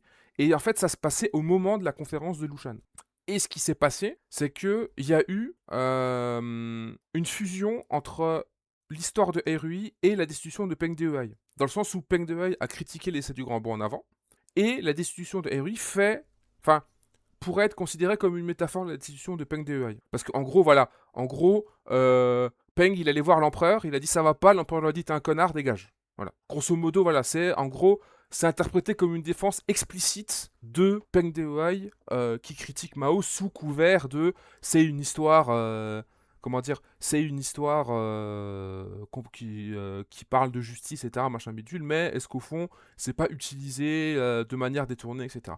Là-dessus, je pense que c'est intéressant. Moi, je conseille vraiment de lire le bouquin de Alessandro Russo qui s'appelle Cultural Revolution and Revolutionary Culture, parce qu'il parle beaucoup de l'affaire Erui. C'est assez intéressant parce que du coup lui sa position c'est de dire en gros voilà l'interprétation qui consiste à dire oui Erui c'est un complot qui vise à se débarrasser comment dire qui est utilisé nanani nanana pour dégager Mao nanana. En fait lui il dit le véritable fond de cette affaire là c'est pas un truc fabriqué de toutes pièces, mais c'est une véritable controverse politique avec des véritables questions dans le milieu académique et littéraire.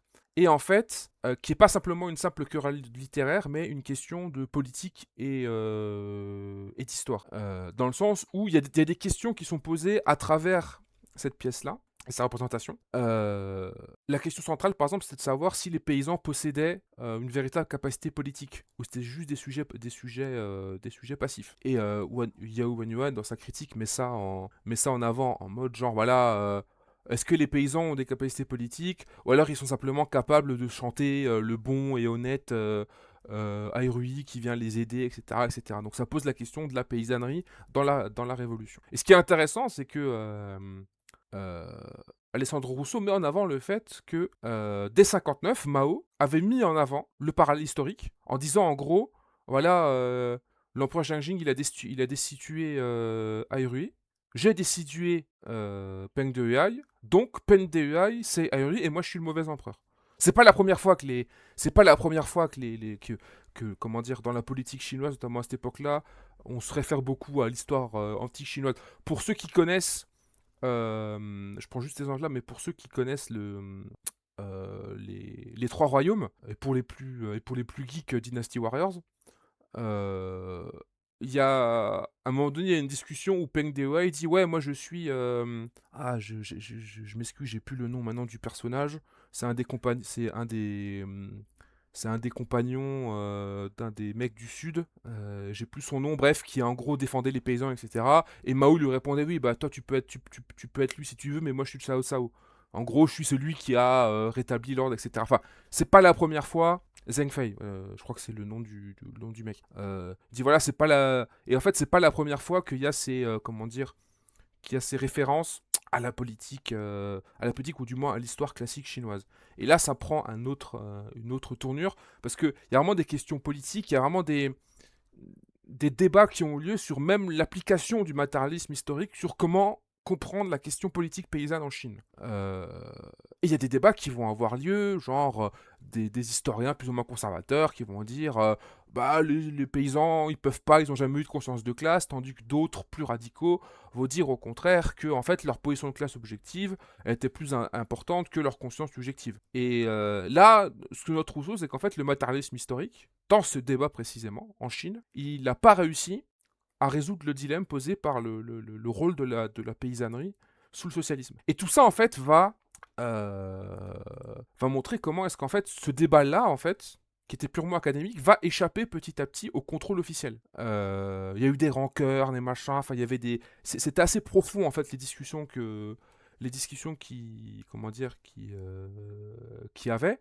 Et donc, en fait, en gros, que le véritable contenu du débat, sur donc l'affaire Erui, c'est justement que cette affaire-là, cette critique-là, qui est menée par Yao Wenyuan, elle doit être comprise comme un élément déclencheur de la révolution culturelle, pas comme un caprice de Mao, mais comme des contradictions théoriques et pratiques qui ne sont pas résolues, qui concernent le socialisme, l'histoire de la Chine, la politique de masse, etc., qui en fait couvent depuis 1949. Et pour Rousseau, en fait, cette affaire-là, en fait, c'est un prologue qui met en avant, je dirais, une impasse fondamentale qui est de dire en gros, les communistes chinois n'ont pas de théorie adéquate pour appréhender la subjectivité politique paysanne sous le socialisme.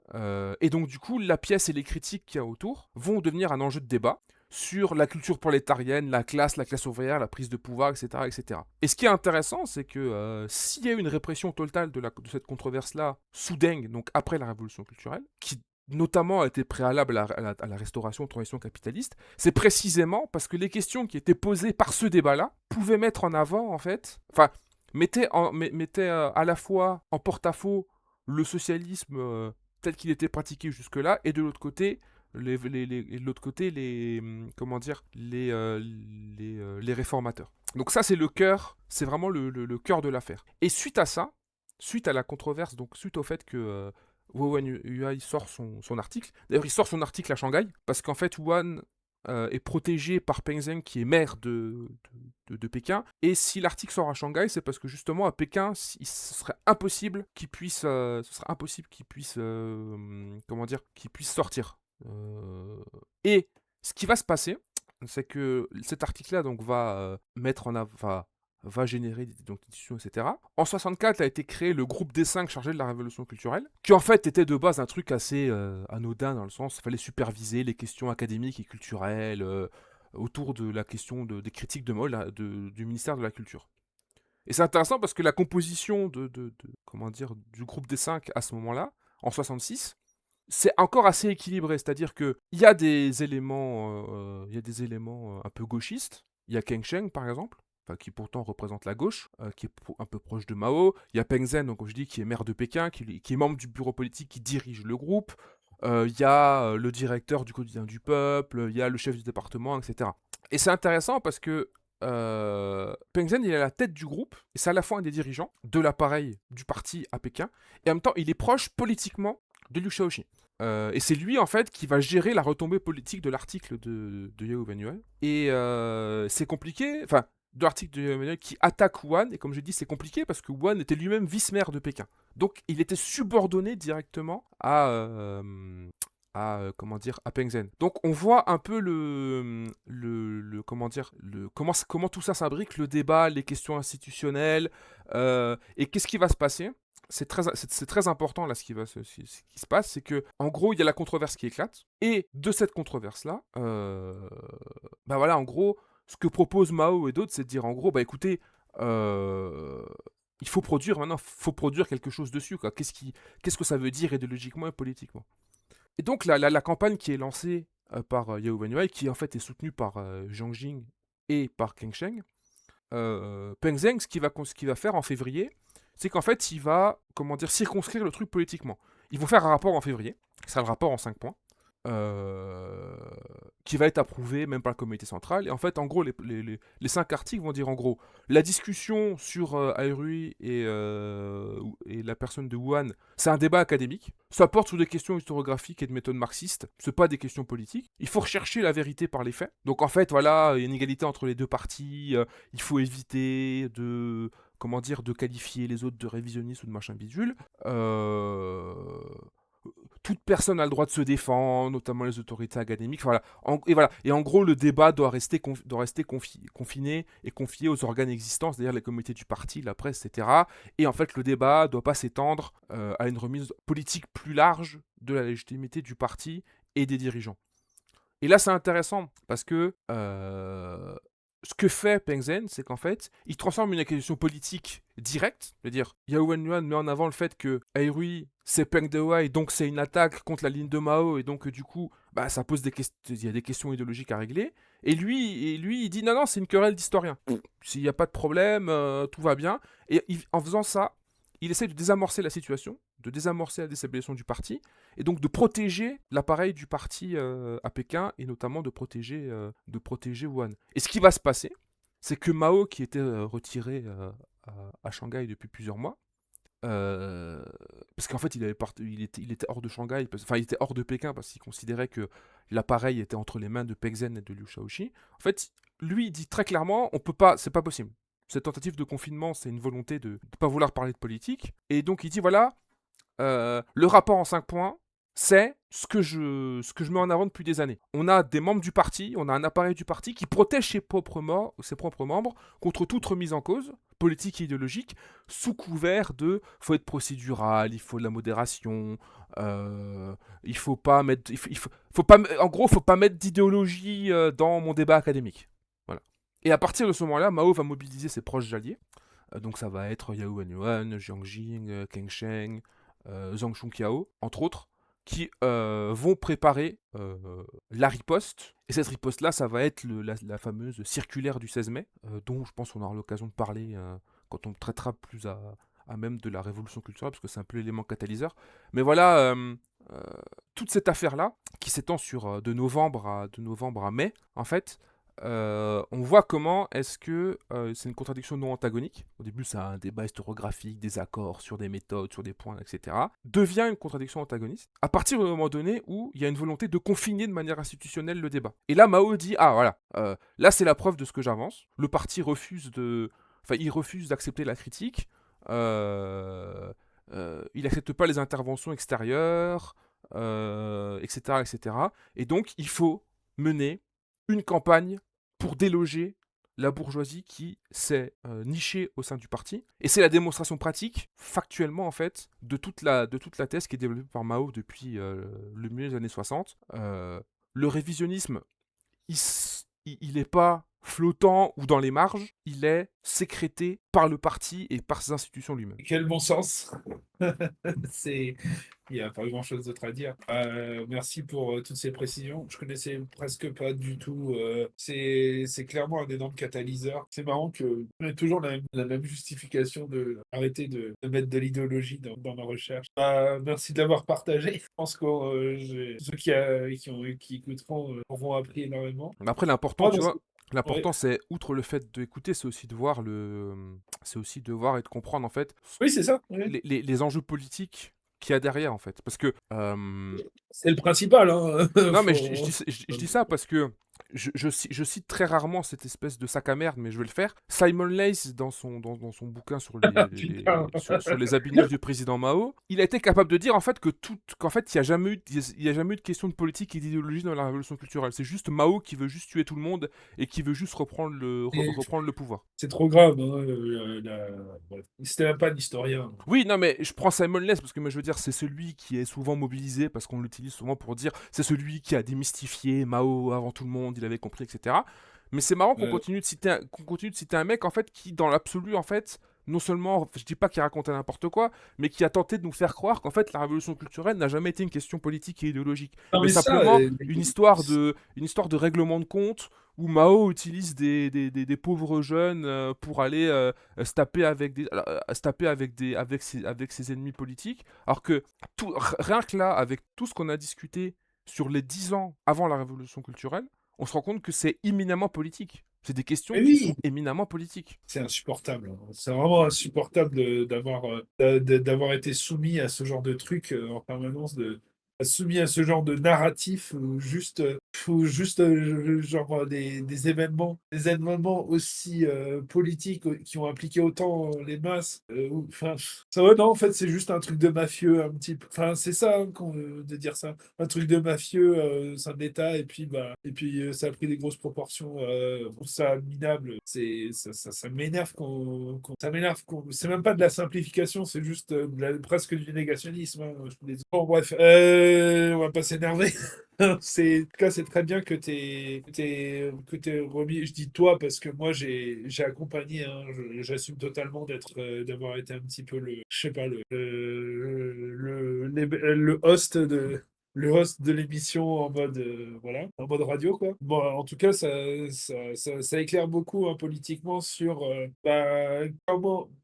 comment la révolution culturelle, quelles conditions ont permis à la révolution culturelle de finalement advenir comme processus de rupture à l'intérieur du bar. Et ça, c'est vraiment super important. T'as l'impression que Moi, je trouve super important que tu aies passé un bon moment sur le fait qu'il y a 4 ans, et moi je trouve, avec le mouvement d'éducation socialiste, il y a 4 ans, où vraiment il y a des efforts de la gauche d'être unioniste, en fait, unioniste vis-à-vis du PCC, et d'avoir une sorte de trouver un équilibre qui aille dans leur sens, et enfin, de lutter au sein du parti. C'est marrant parce qu'on peut faire plein de parallèles sur plein d'autres partis dans l'histoire de tout ce qui est, on va dire, la gauche ou les partis communistes, etc. En tout cas, des partis qui essayent d'être en rupture. Je pense qu'on peut faire plein de parallèles. Et Bah, on peut non seulement faire plein de parallèles, mais surtout, en fait, ça permet aussi de comprendre, en fait, comment est-ce que, en fait, Mao, enfin, on prend Mao, et pas seulement Mao, en fait, arrive, en fait, à la question de pourquoi est-ce que la lutte des classes continue sur le socialisme? Et qu'est-ce que ça veut dire? Qu'est-ce que ça veut dire qu'est-ce que c'est que la dictature du prolétariat? Qu'est-ce que c'est que la lutte des classes? Qu'est-ce que c'est un des, on en reparlera, mais je veux dire, une des dernières directives de Mao avant de mourir, ça a été de dire, il voulait lancer une étude au niveau national sur qu'est-ce que c'est que la dictature du prolétariat. En ouais, 76. ouais, ouais. En 76, il a dit il faut étudier ce que c'est que la dictature du prolétariat. C'est pour dire à quel point, idéologiquement, comment dire, il y avait encore des problèmes, tu vois. Et ça, c'est un problème qui va, à mon avis, qui traverse la révolution chinoise et qui traversera aussi la question même de la révolution culturelle, etc. C'est la question à la fois de la dictature du prolétariat, mais c'est même Mao qui dira pour aller au communisme, il faut un mouvement communiste. Et comment est-ce qu'on crée un mouvement communiste? Enfin, comment est-ce qu'on agit et on pense un mouvement communiste, d'intervention communiste? Et toutes les questions sous-jacentes, les questions idéologiques, politiques, de transformation. Et à, à travers tout cheminement, comment est-ce que Mao d'abord pose la question, en partant de la critique de Staline puis de Khrouchtchev, comment est-ce que l'incarnation se fait dans la période 57-62, où il y a un peu une personnalisation du conflit, tu vois, les sans-fleurs, le grand bond en avant, Lushan, etc., etc. Ensuite, il y a la preuve par la pratique, avec Ouais. le mouvement d'éducation socialiste, les 4 nettoyages, etc., les critiques qui sont faites sur le plan philosophique, contre le ministère de la Culture, etc. Mao s'ouvre une porte de possibilité d'agir, à la fois Oui. en s'appuyant sur les masses et de l'autre côté en politisant l'armée populaire de libération. On n'en a pas parlé, mais c'est là que va naître le petit livre, etc. Mais encore une fois, on en parlera plus quand on parlera de la révolution culturelle. Et finalement, le déclenchement, là où ça synthétise, c'est vraiment la critique de l'affaire Hairui, où là, il y a vraiment le catalyseur où Mao dit voilà, ce que j'arrête pas de vous dire se produit. Le parti, il refuse absolument tout ce qu'on lui dit. Et en fait, c'est intéressant parce qu'on se rend compte que chaque niveau, en fait, tu vois, il y a chaque fois il y a chaque fois un changement qualitatif. C'est-à-dire qu'en fait, à chaque problème, en fait, il y a une radicalisation des positions, tu vois. C'est-à-dire que Ouais. en 57, on échoue par la persuasion, on repasse par la répression. En 59-62, on échoue à contenir le désaccord au sein du parti. Ensuite, on échoue à réformer l'appareil du parti par ses propres méthodes. Et finalement, on arrive au débat idéologique politique qui veut être restreint au terrain académique. Et en fait, chaque échec, en fait, Ah, ça ferme une option de résolution interne. Et à la fin, ça oui. laisse qu'une seule possibilité.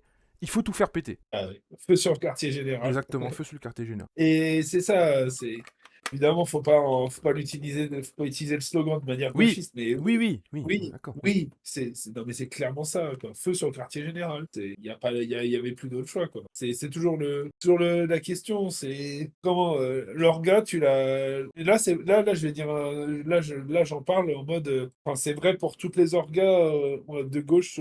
Si vous êtes, je m'adresse à ceux qui écoutent, si vous êtes dans une orga et que vous êtes pas, vous avez des doutes et tout ça, bah tentez, j'ai envie de dire, faites comme Mao, hein, tentez de mettre en place des choses à l'intérieur du parti, voyez les réactions, tirez des bilans, tentez, voyez qui vous pouvez avoir. Et il n'y a plus moyen. Il n'y a plus moyen, feu sur le quartier général, vous prenez les quelques personnes qui sont de votre côté, et puis vous faites un autre truc. Enfin, faites ça, quoi. C'est vraiment le un se divise en deux, quoi. C'est, c'est- cherchez pas l'unité pour l'unité. Et ça, parce que ça, c'est. Là, tu parlais tout à l'heure non, deux fusions, deux fusionnent en un, pardon, tu vas la dire. C'est généralement un gaslight pour te dire tu dois être loyal au parti, tu dois être loyal à l'unité, l'unité on est plus fort. Tout ça, c'est des discours pour quand c'est utilisé pour masquer les problèmes idéologiques, c'est que c'est du gaslight. Et vous serez jamais fort si vous n'êtes pas sur les bons principes. Ou en tout cas, peut-être si vous avez une unité de façade, de manière générale, c'est que vous serez jamais fort. Avoir une unité idéologique, sinon ça fonctionne. Bref, donc si vous êtes dans une orga, peu importe laquelle, imagine en France, même si peut-être des Belges et des Québécois qui nous écoutent, j'en sais rien, ou des gens ou Suisses ou autochtones, la plupart pas français dans la réalité. Mais ouais, moi je vous dis, si vous êtes dans une orga, dans une de ces orgas, bah vous voyez, peu importe, hein, vous voyez ce que vous pouvez faire, vous voyez qu'est-ce que vous pouvez mener comme débat à l'intérieur de votre parti, vous voyez quel écho vous avez, poussez, poussez, poussez, et puis à un moment donné, s'il y a pas de réponse, de changement, de réaction, bah, n'hésitez pas à partir, quoi. N'hésitez pas à organiser autrement. Et passer au-dessus des accusations de scissionnisme, blablabla. Et au bout d'un moment, c'est de la merde. Enfin, surtout en France, surtout si vous êtes en France, dans un parti d'extrême gauche, le scissionisme, ça n'existe pas. Il faut arrêter. On est tous des clochards qui sont des miettes des miettes de miettes de miettes. Scissionner des miettes, on s'en bat les couilles, hein, en fait, ouvertement. Donc, n'hésitez pas à y aller et à essayer de vous organiser différemment à partir des conclusions idéologiques que vous aurez tirées de là où vous étiez avant. Voilà. Et, du coup, Café Mao nous l'enseigne bien.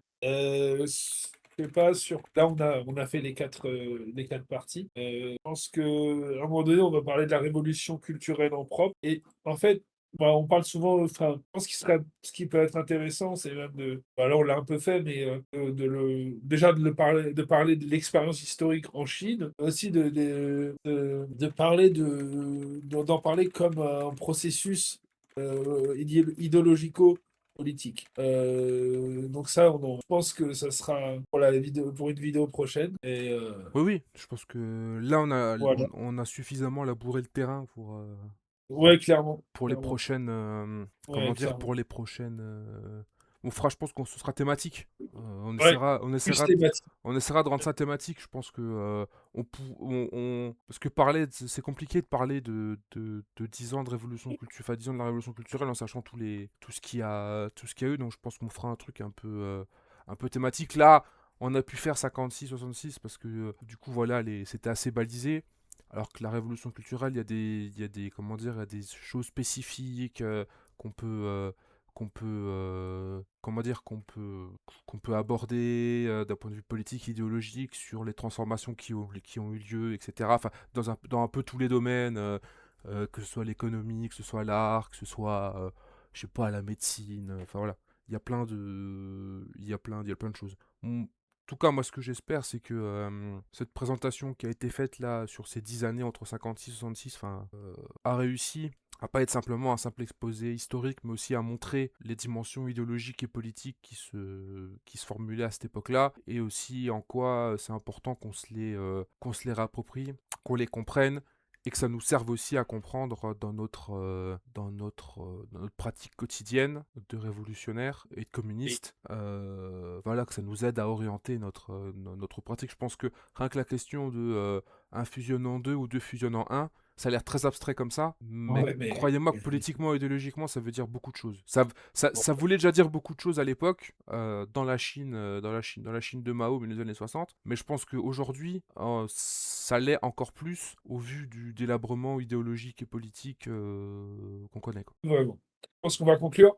Et voilà, merci de nous avoir écoutés. J'espère qu'on a été assez clair. Moi, je pense que comme c'est mon compère qui a surtout parlé, on a été assez clair. Je vous invite à liker, à vous abonner ou pas, comme vous voulez. La prochaine vidéo sera probablement une critique, voilà, de certaines positions qui sont en France une forme d'opinion sur rue. Donc, restez. On n'en dit pas plus, mais Voilà, le, j'essaye de rester. le prochain podcast va être, à mon avis, sera plus polémique et sera plus actuel. Voilà. Ouais, voilà, ça sera moins les années 60. Voilà, ce sera quelque chose de Ça plus, sera plus 2025, 2026. ouais, quelque chose de beaucoup plus contemporain. Et oui, Voilà. comme l'a dit le camarade, comme d'habitude, vous likez, vous pouvez nous suivre alors sur YouTube, sur Spotify, sur Deezer. On a un Discord. Donc si jamais vous voulez y aller, vous avez des questions, vous avez des projets, vous voulez poser des questions, enfin voilà, vous voulez qu'on traite de sujets, n'hésitez pas. Et du coup, on vous souhaite une bonne fin de journée, enfin ça dépend quand est-ce que vous écoutez ça. Et on vous dit à la prochaine.